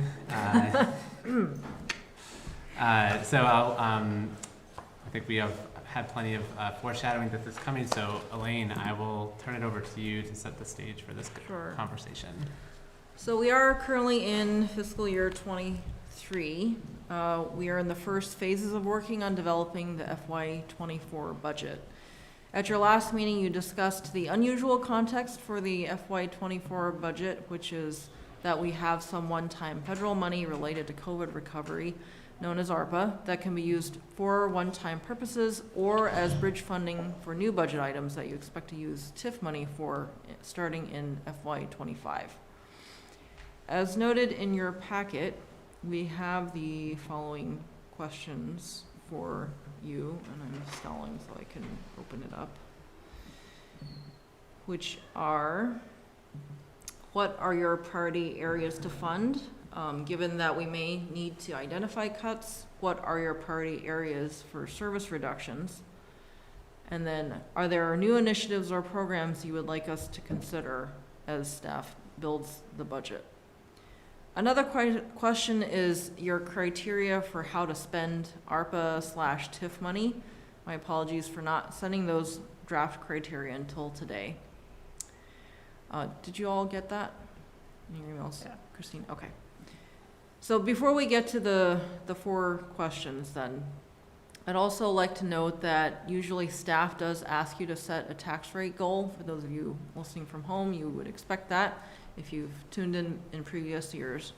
And that's, I'm requesting that you do not set a tax rate goal at this time. And that's because historically, you have not had the opportunity to see what providing current services would cost. And that's especially challenging for this coming fiscal year because of unusually persistent high inflation that are affecting both labor and material costs. And this year, as everybody knows, of course, that is affecting all of our taxpayers and indirect and direct taxpayers.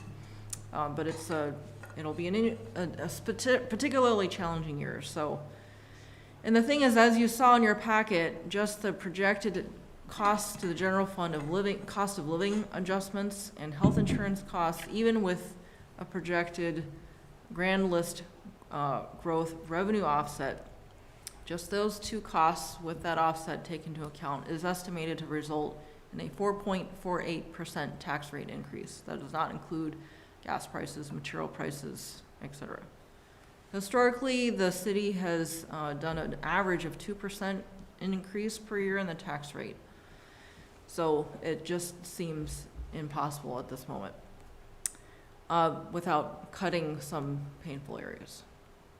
This year, I would request that you allow staff to present you a level service budget, which includes anticipated increases in hard costs, as well as what labor should cost if it had salaried people working their scheduled versus actual hours, as well as a stretch budget that would include some of those new initiatives or programs that you may or may not identify tonight.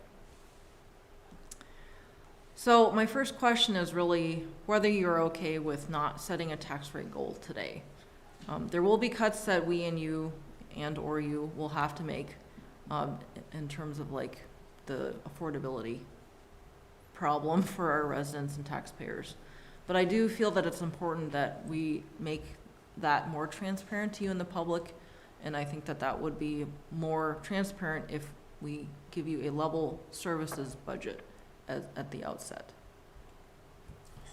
Thank you, Elaine. And before we move to that question, Mayor, I see you have your hand up.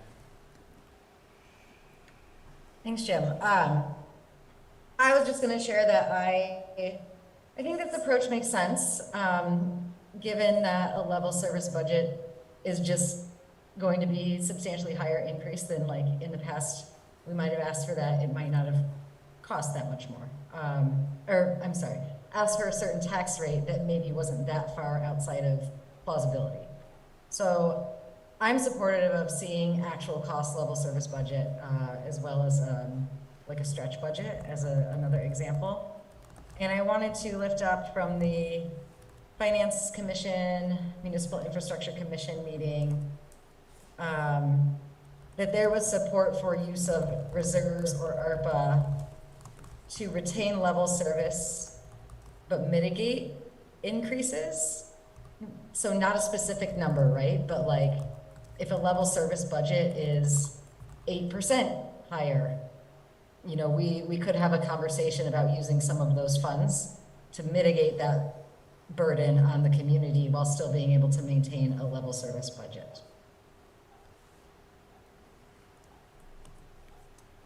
Thanks. I too recall in previous years the level services is the priority and the tax rate increase is the secondary effect of that, and matched COLAs of 2 or 2.5%. So I think it makes sense to not set a percentage target in this case, and set that level services goal personally.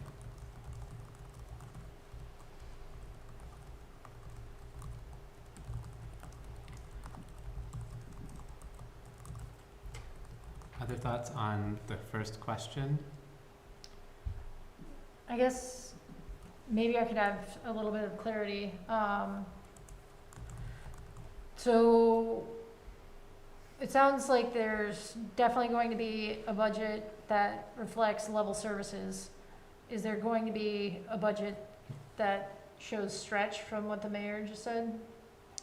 Yes, that was buried in my comments. That was the plan, to have a level services plus, and then a stretch as another scenario. Okay.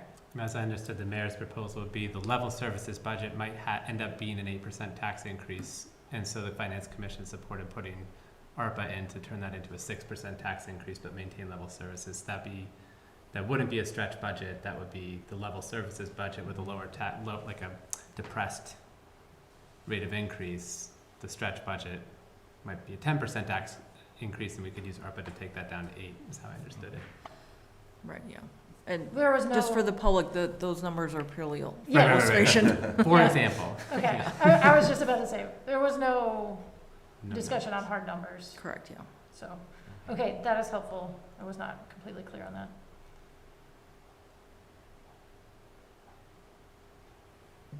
Anyone disagree with level services but without a tax rate target? All right, so I think we answered that question. Okay, great. Thank you for that. So then we'll just go down the other 3 questions that were in your packet. What are your priority areas to fund? All of that. Oh, other 4 questions, sorry. I have a really long list. No. So when, I guess priority areas, like, are you looking for general, like, taking care of kids after school, and like you don't want us to get into the weeds of like what that may look like? Yes, that might I'm trying to decide whether that's actually already in the weeds or not. Okay. Maybe not, All right. but yes, that's certainly, hopefully not more detailed than that. Like, a counterexample would be doing a reading program at the library. That would be too specific. Okay. Yeah. I'll share then. My priority areas are the existing right sizing the capacity to the tasks at hand. Like my priority is the services we're already maintaining. Recognizing some of them are coming from one-time funds like ESSER. So, but I think if we look at what we were able to accomplish pre-pandemic and that we've tried to maintain that through the pandemic, and I'd like to see that continue to maintain in this new stage of the pandemic. So pre-existing commitments around each of our department areas, to me, seems like the most important priority areas to fund, because we know we're asking people to deliver with time that they don't have, or that they're not being compensated for all the time. So I would like to see that be our priority personally. And I will get in the weeds on trees. I think that we got to maintain that $5,000, and whatever that level that's appropriate to maintaining our commitment to keeping the city treed, because it is our one, I think, on the ground climate change mitigation and adaptation strategy that we have put in place over time. I'd like to see continue. Christine? Thanks. I wanted to second a priority on right-sizing existing services. And I would say that versus expansion or new programs in this year. And that to the extent possible, we would hold on trying to add new until, we have access to future funds. I also want to say about right-sizing existing services, we know staff capacity is tight. I don't know how much of that is attributable to ongoing vacancies versus just having a pretty thin crew to begin with. And so I would hope that that is something that staff could bring forward some recommendation on, right? And I think like existing commitments, anything voter supported, Main Street, regional dispatch, I think we have to move forward with. I think those are priorities to move forward with. And the sort of like pavement striping sidewalk things that we have been hearing from over the last several years from residents, maybe those are in this stretch or partially in right size. Could I ask whether you want to really be specific about that, which, I have no professional objections to it, or would you want it to be about anything that we've heard a lot of input on from the public in terms of pavement striping and sidewalk? Sorry, let me be more clear on that. Thank you for calling me out. We've made specific commitments about sidewalk and paving that we can't meet. We haven't met this year, and we haven't met last year, and striping. If we have said we were going to do these things, and then it turned out that we under-resourced ourselves for them. So I would be interested in, I guess to me, it's like a pre-existing commitment versus a new thing. And this might be a dumb question, but here I am at 5 months, so I get to still ask them for a little bit. Pre-existing commitments, in what form did that take? So the pavement plan for like the streets we were gonna do each year, we had a 5-year plan that we showed residents last year. We tackle X streets each year, which we weren't able to complete that work this year. Our inability, we said we approved adding funds last year for more striping, and then I guess that had to be pulled out because of where we were financially. So I would consider adding those in again.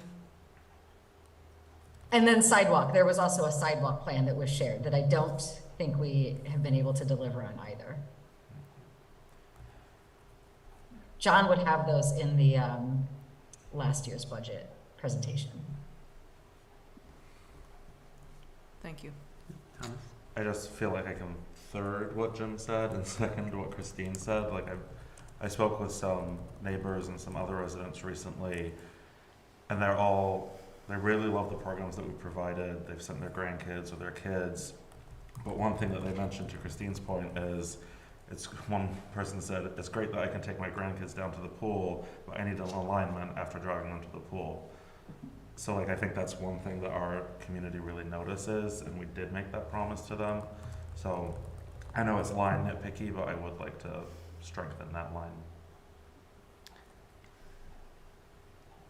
Right, so I'm hearing that if we refer to like pre-existing plans that maintain what we have, is that fair generalization? I think you could even say catch up on our paving plan, because it identified specific fiscal years for the Northeast. I think Hall Street, Pine Street is supposed to be FY25, so like continuing to try and catch up to that rotation of capital improvement would be great.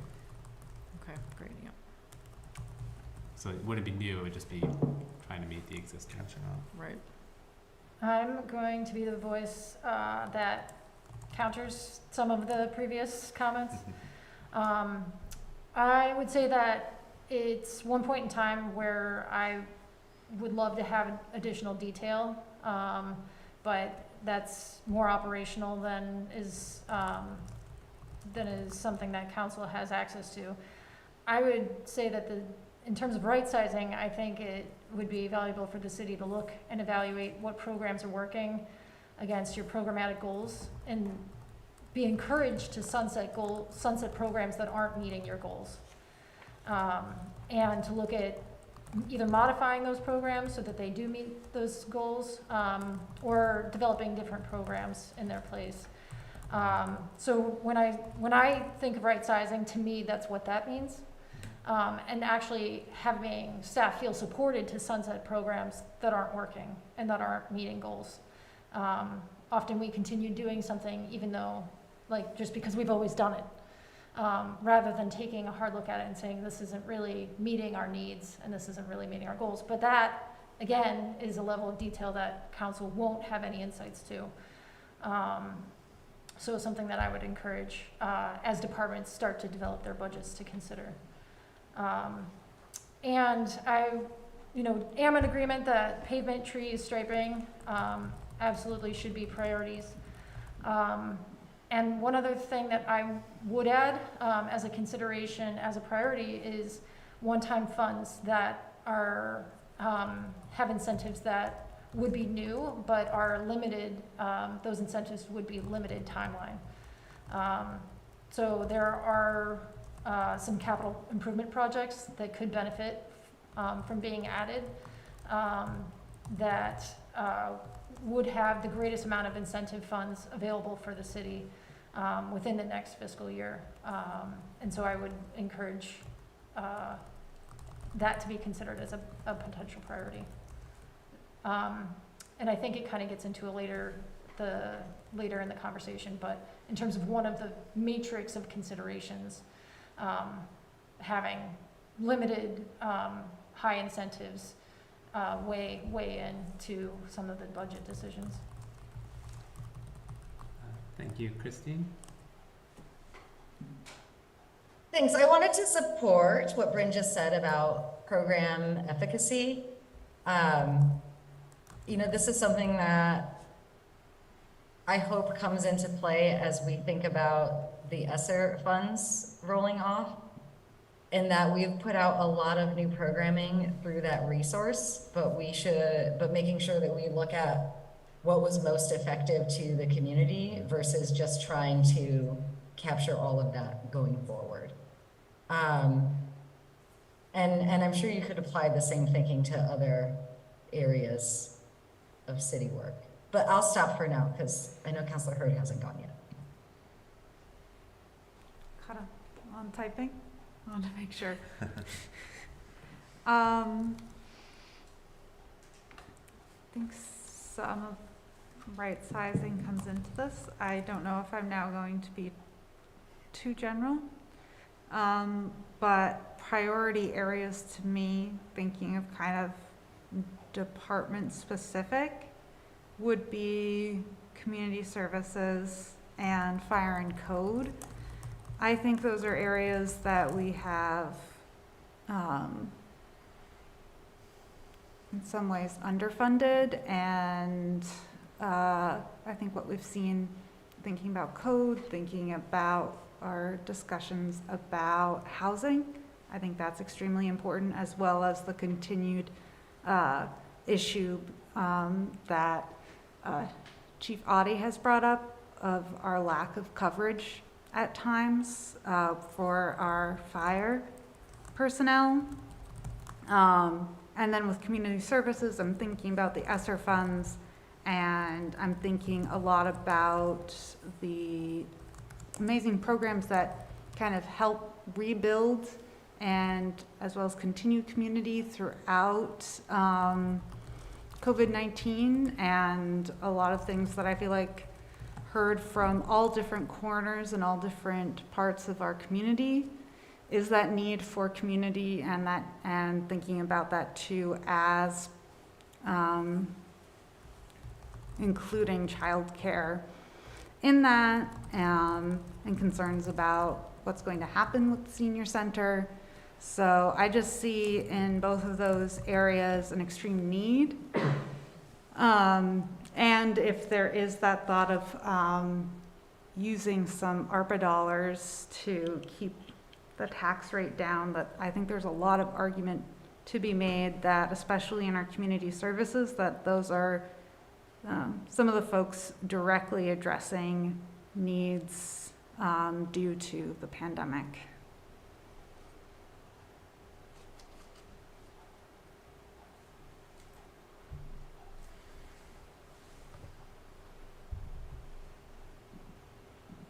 Any other priorities that have surfaced for people, or anything that you want to second or lift up from what others have said that you haven't already? I think one thing that's in the mission statement is affordability, and I do want to keep that kind of at the forefront of what does that mean to our city, and what does that mean to our residents. I think it's something we absolutely strive towards and use as our true north. And I just want to keep that as part of the consideration as we look to this budget cycle and, moving forward. And I think it's strategic use of funds. It's not just maintaining level services, but strategic use of funds as well.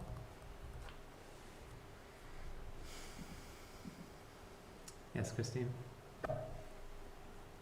To come at this from another angle that no one ever wants to, about reductions, I think the reverse on the right size discussion is if there are like non-essential aesthetic landscaping and maintenance activities that are occurring that we don't need to do, or any kind of sort of one-off programming that's like higher lift than it's worth, it's not income or revenue generating. I think that's a way to look at things as well as we consider potential cuts. Yeah, and I think that also opens the door to where can we partner with other groups. I think that, giving the landscaping as an example, I know that there is some interest from different businesses in partnering with us on that and maybe funding some more of that work. I know it sounds really small, but the landscaping does give people something to be proud of. When you're driving through Winooski, especially with our giant circle of cement, it's nice to see some stuff around it that's not just cement. Yeah, it's probably definitely cost savings, but are there other places that we can go to try to get that money to keep that going?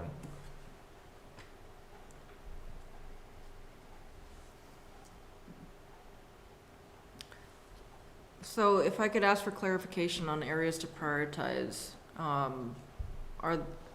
Bryn offered a caveat that right sizing includes sunsetting, where we're not meeting our goals with existing, and Christine seconded that, just looking to see if there was a consensus around that or a majority, or if that's something that you're looking for even in the level service budget.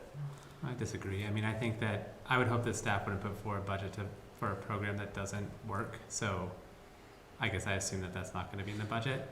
But, and I see that then more as like a second question in the event we need to identify cuts. I would assume that would be the framework used to first identify cuts as programs that are minimally or poorly meeting their goals.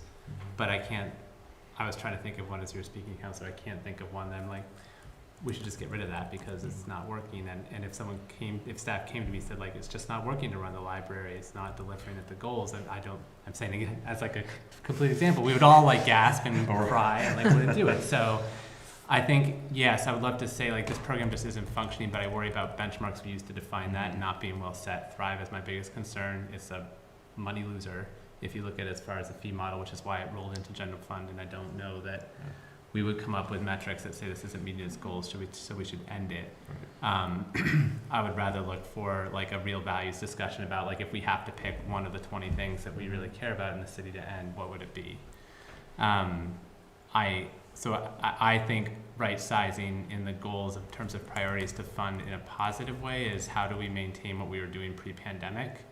And that's, I think that there's the ESSER funds added a whole new bunch of work and brought with it additional funding. I don't think that right sizing is keeping that going into the future indefinitely. I think that's pulling back to what we were able to do before, personally. So I think right sizing to me is making sure that we don't lose any of the core services we are providing. The volume and type can change. I would like to strip out extra funding we're using right now to fund those programs at a higher size or higher subsidy level. But I think we want to maintain, as far as I'm concerned, each of the departments have identified their priority service areas. We've agreed that those are worth pursuing this year and developing further in some cases. I'd like to see those maintained. So I don't know about like program efficiency modeling, like I just don't know what the metrics would be. I'd be interested to see if there are recommendations to end programs, but I don't know that I'd rather see staff telling us what it is they need to do to accomplish what we've already told them that we want in the previous several years, and then evaluating that. And if it's really too high, then we need to look at cuts, and that's where I'd like to come back. Okay, so just to clarify, because I apparently misunderstood you the first time around, not including ESSER funding. When I say right sizing, I'm thinking of what we support currently with our tax base. We aren't supporting the ESSER funded programs with our current tax base. Gotcha, thank you. If I could, I agree with that. And what do you learn from ESSER funded programs? Potentially more funding to Thrive actually makes it more effective. Or the Vermont Patriots partnership has really engaged more kids, but has every program that's been put out? Probably not. Yeah. And for clarity, when I think of evaluation criteria regarding success of programs, it's not entirely revenue or cost based, so that council understands what I mean there. And that I think review and sunsetting programs goes to a depth of city level that I know I don't have knowledge or access to. So I don't feel like I can say this program works or this program doesn't. I actually I'm not privy to that degree of information. So I can't look at this and say, I think that is something that the city and city staff know closest, and not something that I would have the depth of information to make a decision on. Right, yeah. I think the dimension I would add to it is sometimes we might see programs that are being underutilized, but that's because we don't have the tools or haven't had the resources to, thinking about needing to do language access work. So is it that we have programs that would be meeting needs if we were able to let people know that they were there, thinking with the pool, and being able to have both scholarships and being able to make those scholarships easier and able just to get the word out that see an increase in use. So I guess that would be like my little asterisk next to thinking about how we decide that a program is or isn't working, which, feels like more work, but I would be concerned that, thoughtful work went into creating certain things, but we are still missing a step to fully actualize them, if that makes sense. So, I know this is a bit of a murky process. There's clearly some consensus around right sizing with maybe some caveats, but I think that'll work itself out. At some point, you're gonna have to see cuts, so we'll be suggesting what those should be at a detail level. But in terms of the other items, it wasn't unanimous. There was a majority on some of it. Just curious if you're anticipating that we would use all of your input, or or areas where there was a majority of you that mentioned it already. I mean, no one else can say trees, but I'll be bringing it up through the entire budget process. And because it is one of our goals, it is the single most mentioned thing in our strategic plan. If we aren't investing in it, I think that's crazy. But if you all disagree, I will continue to make that case throughout budgeting process. I will fundraise if it does not get through. And Might I think suggest, oh, sorry. No, I guess I'll just close by saying, I will close my rant about trees by saying, it's in our Main Street revitalization plan already. We have obligations under tree ordinance to replace municipal trees. Like it's a commitment we have to keep, or we have to change our own rules and ordinances to not keep it. And there's going to be significant match-free federal funding coming for tree planting in this state that we could be well positioned to take advantage of. I would just like to see us be ready for that so that we can fix it, because I do think it's an environmental justice issue in our community where we do not have trees, and it is something we need to start doing now to get benefit out of it as climate warms. Christine, sorry, I cut you off. Okay, thanks. No, sorry. I didn't wait to be acknowledged. What I was going to suggest is this consensus around right sizing fits, I think, in a level services budget and in a stretch budget. I think you could incorporate all of the priorities that have been shared, and then we can hash it out with a caveat that all of the priorities we've shared should influence your, as a leadership team, decision-making on what you would advance as well, right? I doubt Ray's trying to run every single thing that he did under Esser forever into the future, but I'm sure he has some learnings of what he might recommend we carry forward. And similarly, like code enforcement, we know we want to do more there, but what has the team actually thought about or things they could implement, right? So even if we're saying something is a priority, if you all can't actually produce that in the next year, then I wouldn't expect to see that in the budget. But I think you could include items that were lifted up here that you also see viable and valuable, and then we, when we actually look at that budget, we'll have to hash it out. That sounds like a workable plan. You're all okay with that? Okay, Yes. thank Thumbs you. up. Thank you. Okay, second question. What don't we do? If we have to cut, which we will, for affordability reasons. Again, I kind of go back to, I don't feel like I have enough information to make a well-informed decision. I don't feel like I'm close enough to understand how well things are operating to be able to say, let's trim here, let's cut there. I think I would look to the staff to help inform that decision. Right, I understand your perspective. Our challenge is that the level service budget is going to be much higher than the city can comfortably support. So it would be helpful to have some guidance at this stage to say what areas you'd be comfortable backburnering for a year. I still get, like, your point is still valid, Bryn, Sure. but if there's anything that council can say about, okay, well, So this year, this area can, yeah. I would say one thing that was decided, caveat that there's decisions aren't going to be fully supported by everyone, right?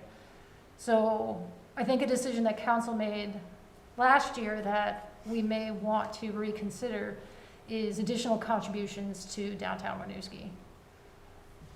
And we had agreed to have a 5% contribution, and that may be something that we want to reconsider.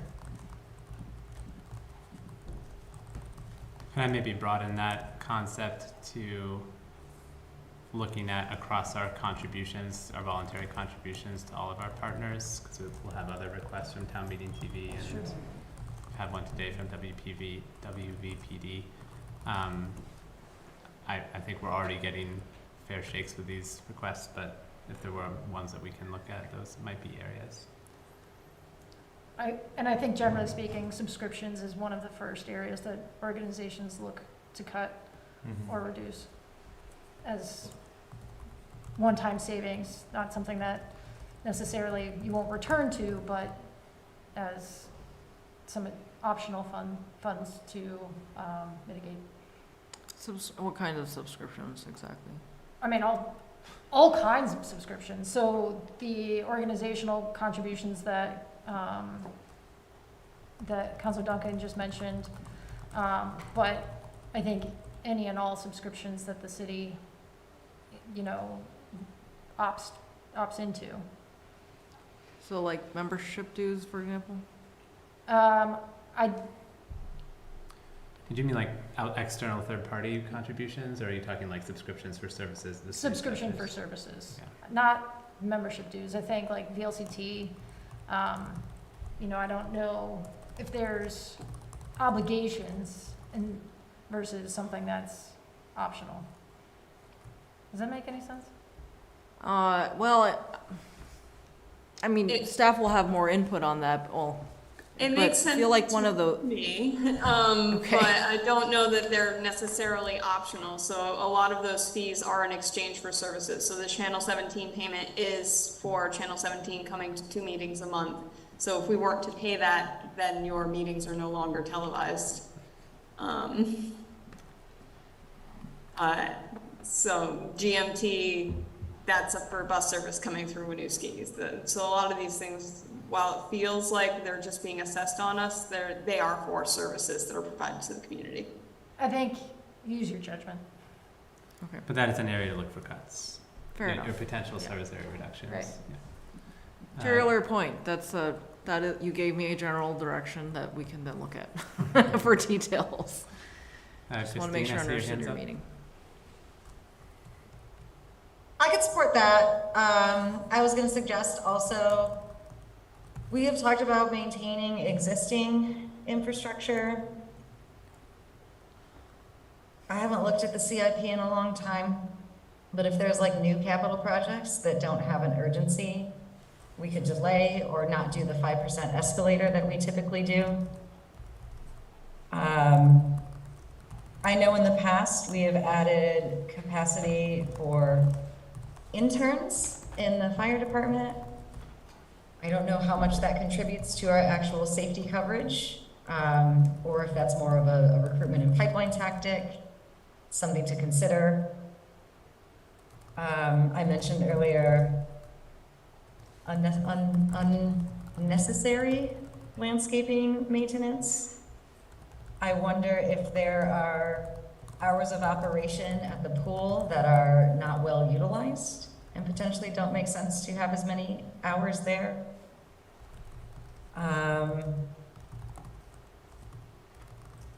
We hold some funds for, I don't know if we're still doing this.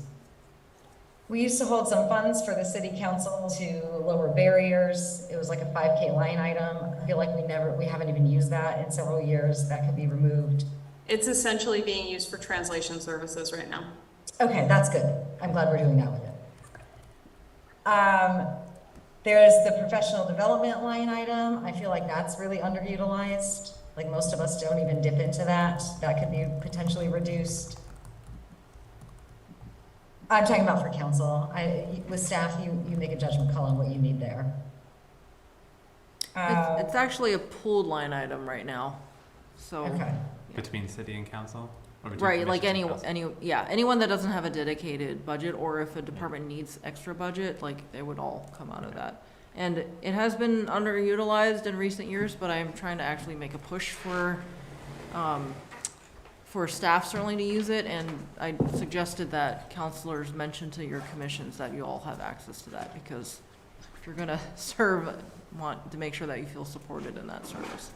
I want, go ahead, sorry. I wanted to add one more thing,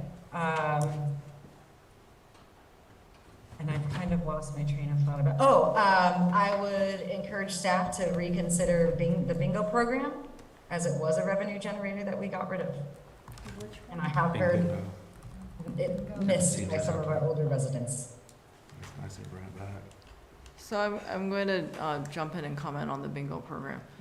I understand that was a very unpopular decision to remove that, and after I reviewed the reasoning with Ray, who obviously is here, I have to say I agree. It is basically sanctioned gambling. So that, especially with an older population, that some of them may or may not have all their faculties. So that's why I haven't made a push for that to come back. But it is your budget, so it can be on the table if you want it to be. So, moving on from that, unless somebody wants to speak to that directly.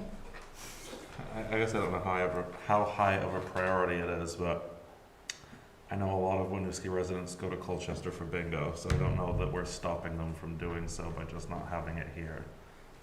I don't know how important it is to anybody else. It's not particularly important to me, but. The Colchester is privately run bingo, right? I don't know. Perhaps downtown. I just know there's a lot of people from Winooski there, so I don't think we're stopping them from using their funds towards bingo.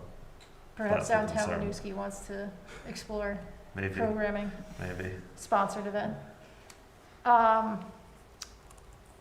So one thing that's on here that I don't have depth of data information on to inform a decision is the Housing Trust Fund. So is it being utilized? There currently are 0 applications and 0 active loans and grants. So, and there is no money in the budget that goes to the Housing Trust Fund right now. I will say that, well, that's true, right. I will say that we have yet to do a big advertising push, like we've mentioned in the venues that people probably don't generally pay attention to. Paul, before he went on vacation, worked on the first version of like a leave behind for code and for planning and zoning that would reach those 2 program audiences better. And Opportunities is working on an outreach workshop that would not just focus on this, but other things that might be useful to first-time homebuyers. So it is currently undersubscribed, and I'm hoping for feedback from folks as to what would make it better subscribed. However, to an earlier point one of you made about that, there are other resources for funding that. So whether or not you decide to allocate more money or actually allocate money to it, you'd certainly want to have that information first. But it is not it's not impacting the budget now. Okay. and will not Is that why as it's currently green? designed. What's that? Sorry, is that why it's green on the tool that Angela created? Well, we had, So that would be a new funding initiative. It's Okay. not something that's currently included in the budget. That Okay. would be something that you would have to assign ARPA or TIF dollars to be able to start funding. That is not currently. Okay. I missed the key on the tool where that was indicated. and that was a commission. So that is all new funding or programs that would have alternative funding currently. Anything in green is a placeholder because that number could be any number. Okay, I appreciate the reminder. Then that negates my follow-up question. What's that? Oh, negates your follow-up question. Yep. I missed the verb there. That's why I was like, bingo? Did you say bingo? It's a big go. Christine? One more I forgot to share, and that was I would look at hours of parking enforcement versus revenue collection, if there's a discrepancy there. Okay. It's funny, I'm asking for places to cut, and then I have a discussion point from each of them. Very, very not helpful. So, just a reminder as to what parking enforcement is for. Is it for revenue and/or is it for keeping spaces available for people who are using the downtown? And we are at 50% capacity on our code staff right now, which is directly impacting the revenue. About 50% of the time, we do not have somebody on staff monitoring spaces. Well, that was my question. I know we've had vacancy there, and has it had an impact? I haven't necessarily seen it impacting in the budget just yet. We did come out right around budget last fiscal year compared to the current year. We ended the year 86,000. The budget this year is at 90,000. And Dave Solomon left very early last fiscal year, so. But duly noted, duly noted, Elaine, too, about the meaning for parking enforcement is to keep spaces open. But if vacancy hasn't had a detrimental effect on revenue and parking spaces still seem to turn over, maybe we don't need as much coverage. Are there areas for reductions, to target for reductions if those are needed?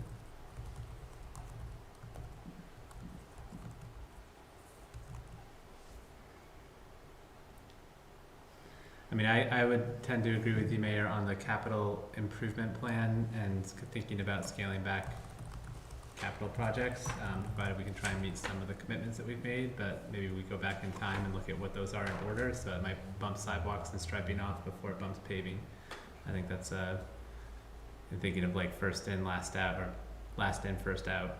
Those might be a way to think about those priorities, in that we know that road resurfacing has been chronically behind, so I would probably opt for weighting more heavily towards the sidewalks than I would towards roads resurfacing, just in terms of meeting our previous commitments.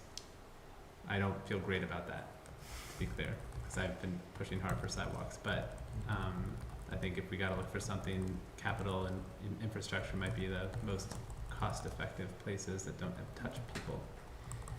I would want,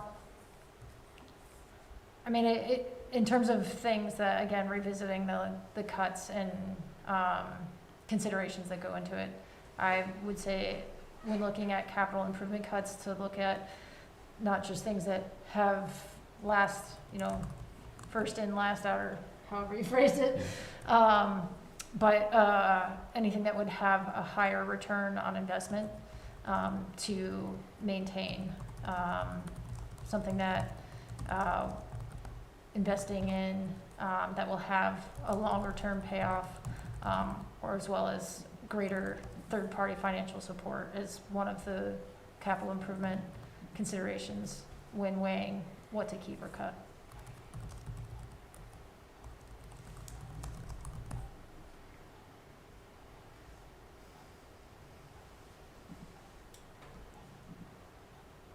Any other items before we move on to your third question? Any clarification you need from us, Elaine, on what you've heard so far?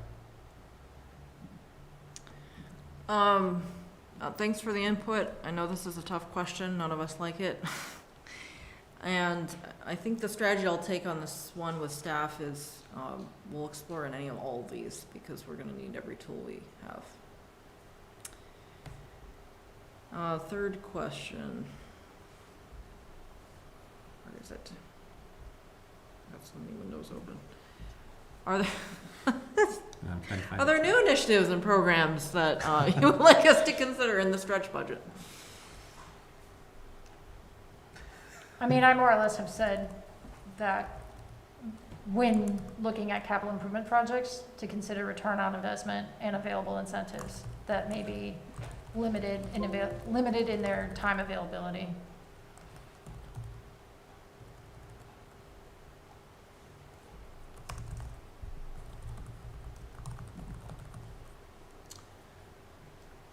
I would potentially touch back to our school district action items, and I think those would be areas, given that we're in this gap phase with our equity work or equity staffing. In the work, the WCC grant funded work is kind of on pause. I think there's some action steps that come out of that shared work program that, if there are ways to support that, that would be areas I'd be interested in. But I'm interested in the first two questions more and what the resolutions are to those, but that would be one area that's of interest to me. If we're making these commitments in a meeting or expressing these support for these ideas in the meeting, what do you need to actually make them work? Would be helpful to know. Okay. I think if we're talking about a stretched noise mitigation funding,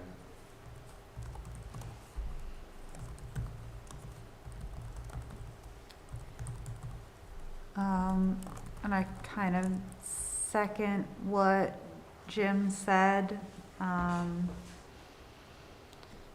Trying to think thinking about having that DEI position, but also thinking about, we're talking about right sizing, that one position might not be enough. And of course, as talked a lot about past, and there's work being done, of course, doing the DEI work is a part of every single position in every single department in the city, but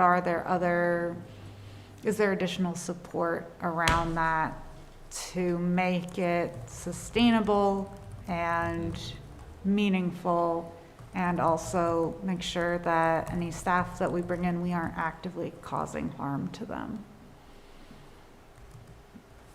can I follow up on that? Christine has her hand.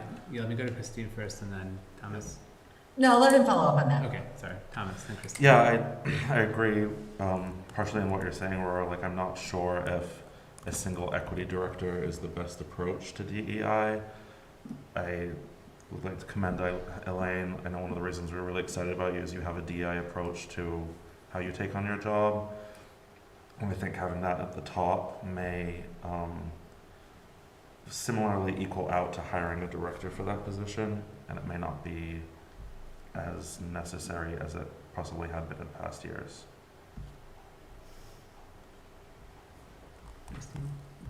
I could support that, and my understanding is that when the communications coordinator role was developed, that role supported multiple departments. Thanks, Paul. And so added capacity across the organization. And so if there's another role that could give capacity to multiple departments where we aren't in a position to add a full-time to individual apartments, I think that's worth consideration, and giving folks the ability to execute on what we're already committed to.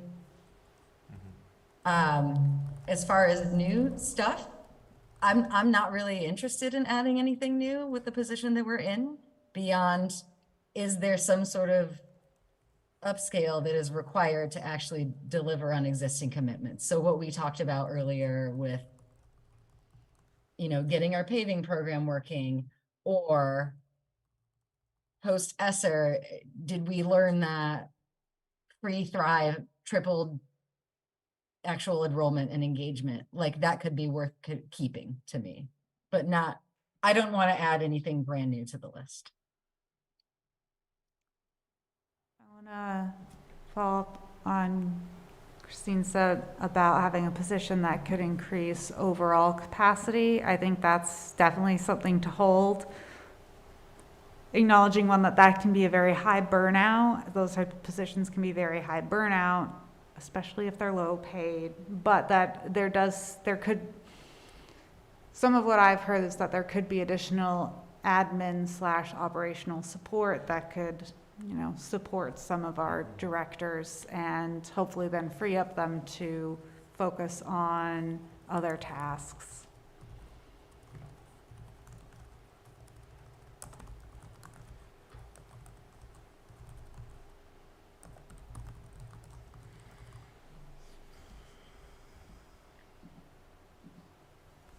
Maybe one one final area I'll put out there is grant writing capacity. And that might actually be a substitution rather than a add, but I'd be curious how that could interplay with needed cuts, or thinking about a bridge between, it feels very odd to be having this conversation while we sit on $1.2 million of cash. I will be, like, that is struggling, I'm struggling with that, and we will struggle with that through this budget season, so we're gonna have to figure out how to communicate that, and it is motivating me to think about, that's just our money, there is orders of magnitude more at the state and federal level that could be captured, to your point about capturing opportunities now. And so if there's a way to work grant writing support into some service cut model where we can then backfill with other funds to bring those services back up to where we would need. That seems like something that it would be nice to hear if that's feasible, useful, worthwhile for the city. I kind of tied to that too, and I don't know if this would be the same position, but are there areas where, are there organizations that have already received ARPA dollars that we could then, team up to fulfill needs in the community so we can try and expand our money by partnering with other organizations?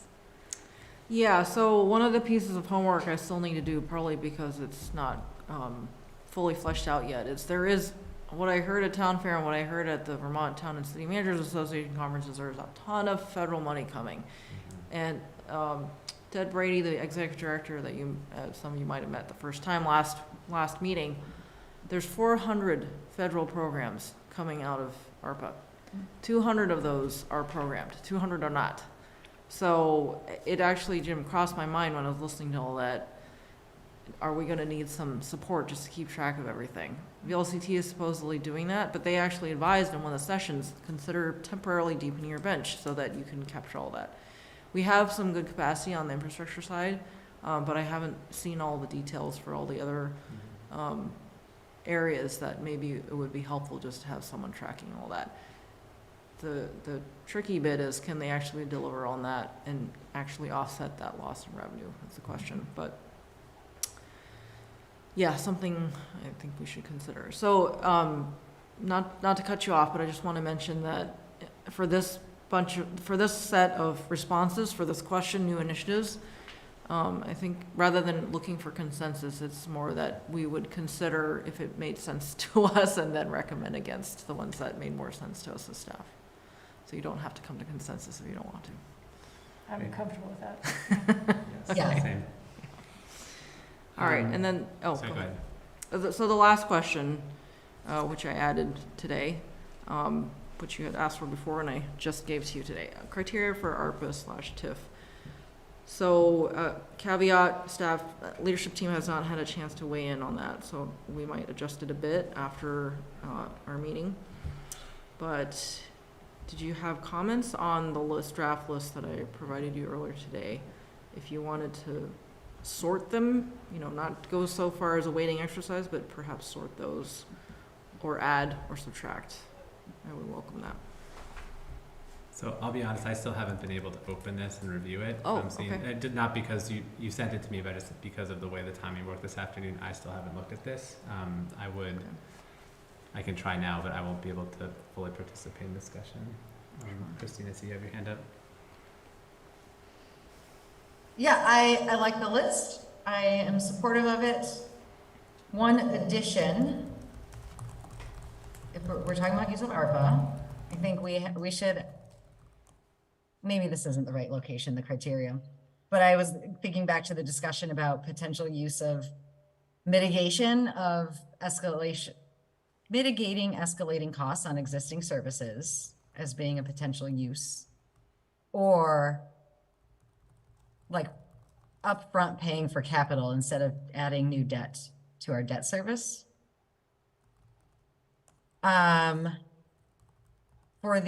Is the activity an upcoming capital project?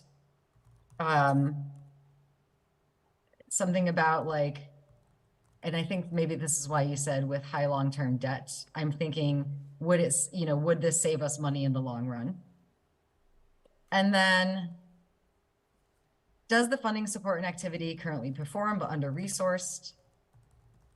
Is this activity identified in the capital plan but under-resourced? I think for both of those, I go back to the conversation we were having earlier. There's got to be something there about the impact or return on investment of that particular item.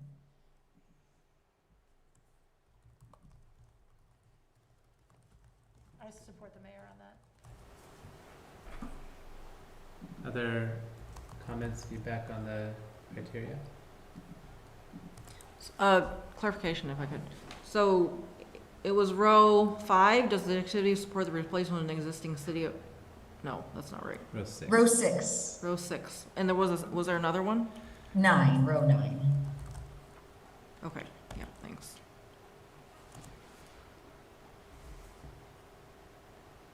Potential addition as well, alignment to ARPA feedback.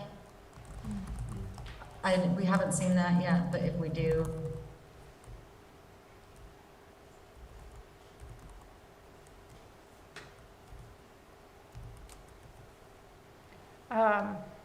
It may align with what the mayor just said, but basically serving as a match or to leverage federal dollars, state and federal dollars. I like that. And because we declared it as revenue loss, we can use it for match, right? Absolutely. Okay. Just want to make sure. That's what I thought. Good question, though.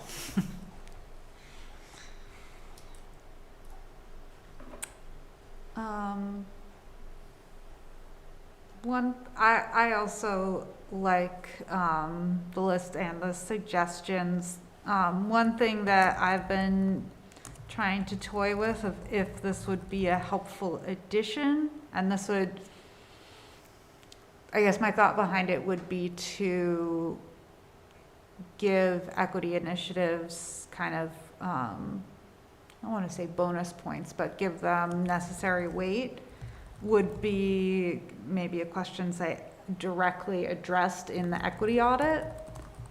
Again, I'm not sure if that necessarily considering number 3, but thought it might be interesting to consider. Because I think there are equity, inclusion, and belonging goals that are tied in with the master plan and tied in with a lot of other things. So I'm just wondering, are there kind of ways to underscore that?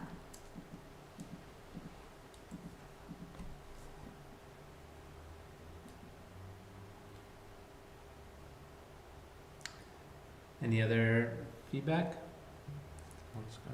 I don't think I've checked on our attendees in a while, but I'll ask if anyone in the public has comments or questions on this or anything else in this budget goal setting agenda item. You can raise your hand or type in the chat.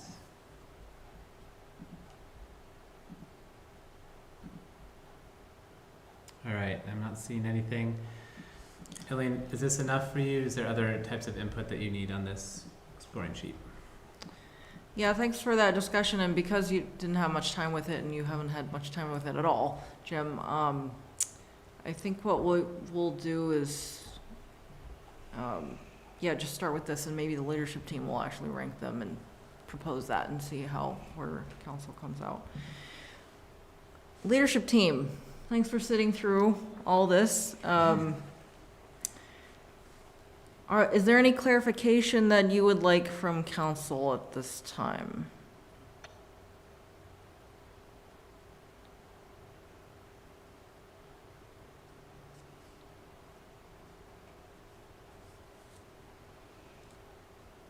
Okay, so we'll see how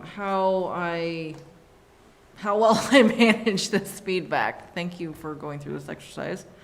And of course, we have a team that's more practiced at this with you all than I am, so I trust we'll come up with something that's debatable at least. So thanks for all that time. Well, thank you for teeing up very clear questions and a good that was progression. Angela, actually. Thank you. All right, I think that brings us to the end of this agenda item. We I'll check with the group. Do we want to take a 5-minute break and come back for our last 3 items, or should we just power on? Not sure what you're shaking your head no to. Power through. Power through. Okay. I'm okay with power. I think we can be relatively quick on these remaining 3 items. So the next one will be our test, and we won't break after this. So here we go. Next up, we have item F for discussion: approval COVID-19 nonprofit grant.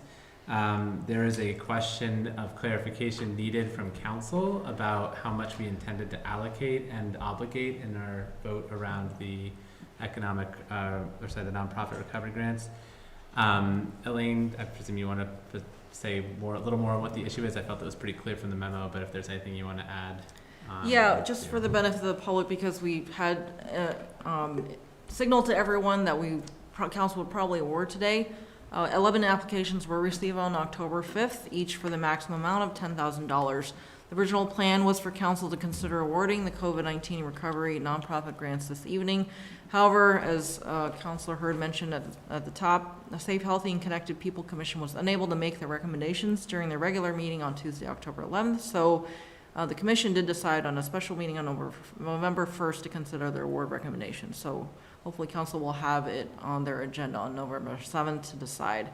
The question was, I had interpreted from your July 18th meeting about the grant program that you wanted a total of $50,000 to go to nonprofits at that stage. I won't call it around at that stage, meaning including the $5,000 that was already awarded to the Congolese Association of Vermont and another $5,000 awarded to the food shelf functionally, meaning that there is $40,000 left to award in the grant round.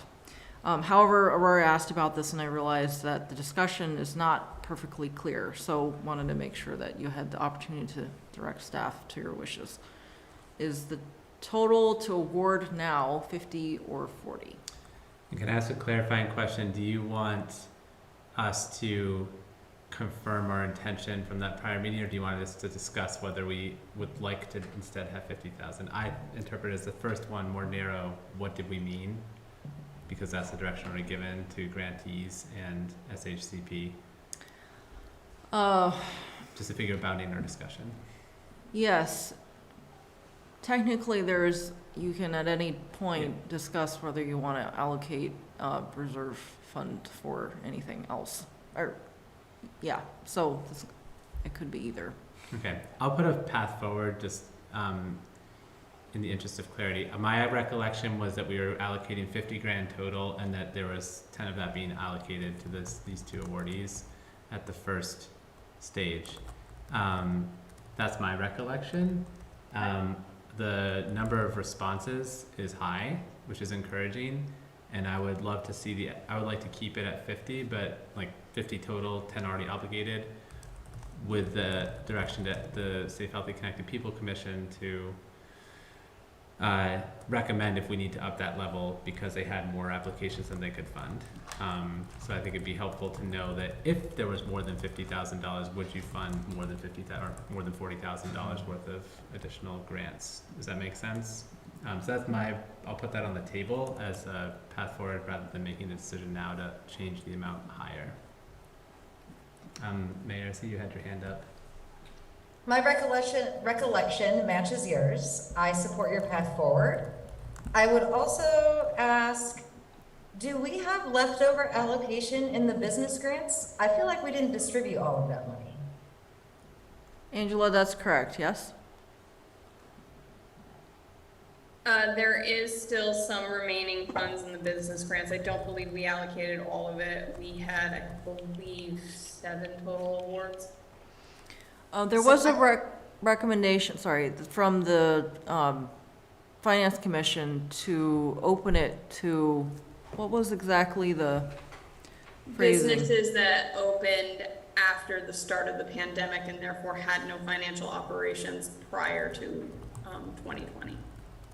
But we had several people who applied that didn't have any financial information to show pre-pandemic levels. I don't think we should discuss that item further at this point, but it's good to know that that may have additional resources if that comes back from the SHCP. Agreed. I also am in agreement with the mayor and deputy mayor that my understanding is there's 40,000 remaining. I see nods from the other two counselors, so I think we are agreeing that, sorry, Aurora, I'll check in with you. What do you think? I was the one that raised the question, so fair enough. And I don't know if maybe part of my recollection was that there was, I don't know if it's exactly 20K left with the small business that could then be moved. Because I do worry, and I think it was my sense from the commission members, not just the commission chair, but the commission members, that they seemed concerned that they were only awarding 40 instead of 50. So I will say that I think if your path forward is would they like to fund more, that is probably, the answer will be yes. And there was the specific concern was around equity. One thing I remember, so the food shelf did reapply again. So to me, they're capped at 500, or sorry, 5,000. And that makes sense, but I do worry. I can see the equity concern that the commission has, so. And I think it was something that was part of the discussion, and I had also raised at the time when the food shelf requested funds and the Congolese community requested funds, that if they should apply, it would be considered in the amount of funds that they would be eligible for this, being it all coming from the same pot that council has approved previously. So in aggregate, not per Correct. award. Okay. Correct. That was my understanding too. I do want to note that the funds that were left over from the business grant program are not allocated on this sheet, so it would require a new allocation. That is counted in the unassigned reserves here. Okay, that was actually a question that I had when I was looking at the sheet, so that's good to know. All right. Yeah, that program finished before the end of the fiscal year, and so because it was a closed program, it was no longer assigned. All right. And I think one other thing that was part of the previous discussion is we anticipated that there being more ask than there were available funds for. So I don't think that's a surprise to me. Okay, so can I split this into two? Do you want this split into two motions? One about the original funding level and one about direction to SHCP, or can we grab it all together? Doesn't matter. Why don't you fold it into one? Okay.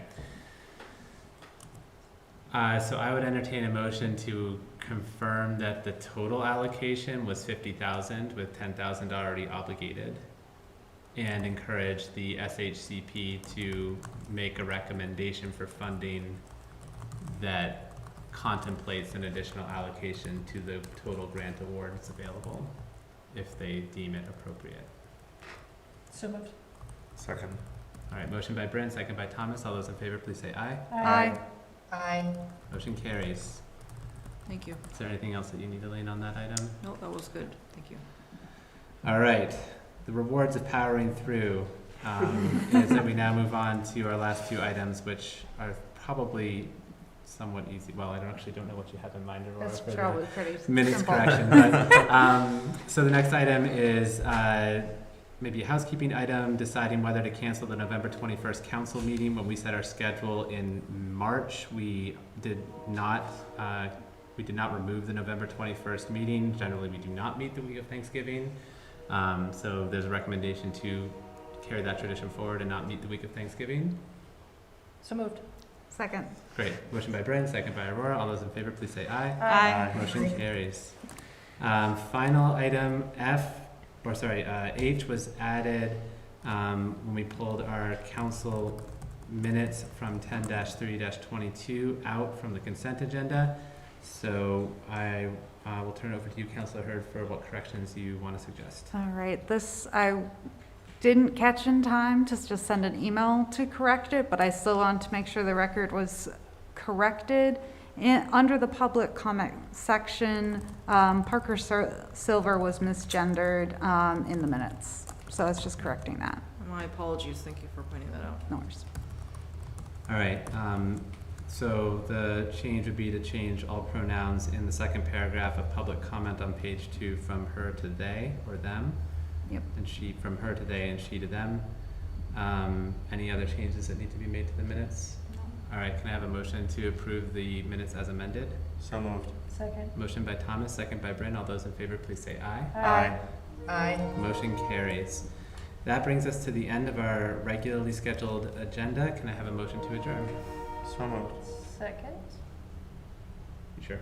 Totally. Is there more you'd like to discuss? Motion by That's my Thomas. enthusiasm. I want to be too enthusiastic. Christine is not amused. Motion by Thomas, second by Bryn. All those in favor, please say aye. Aye. We are adjourned. Thank you, everyone.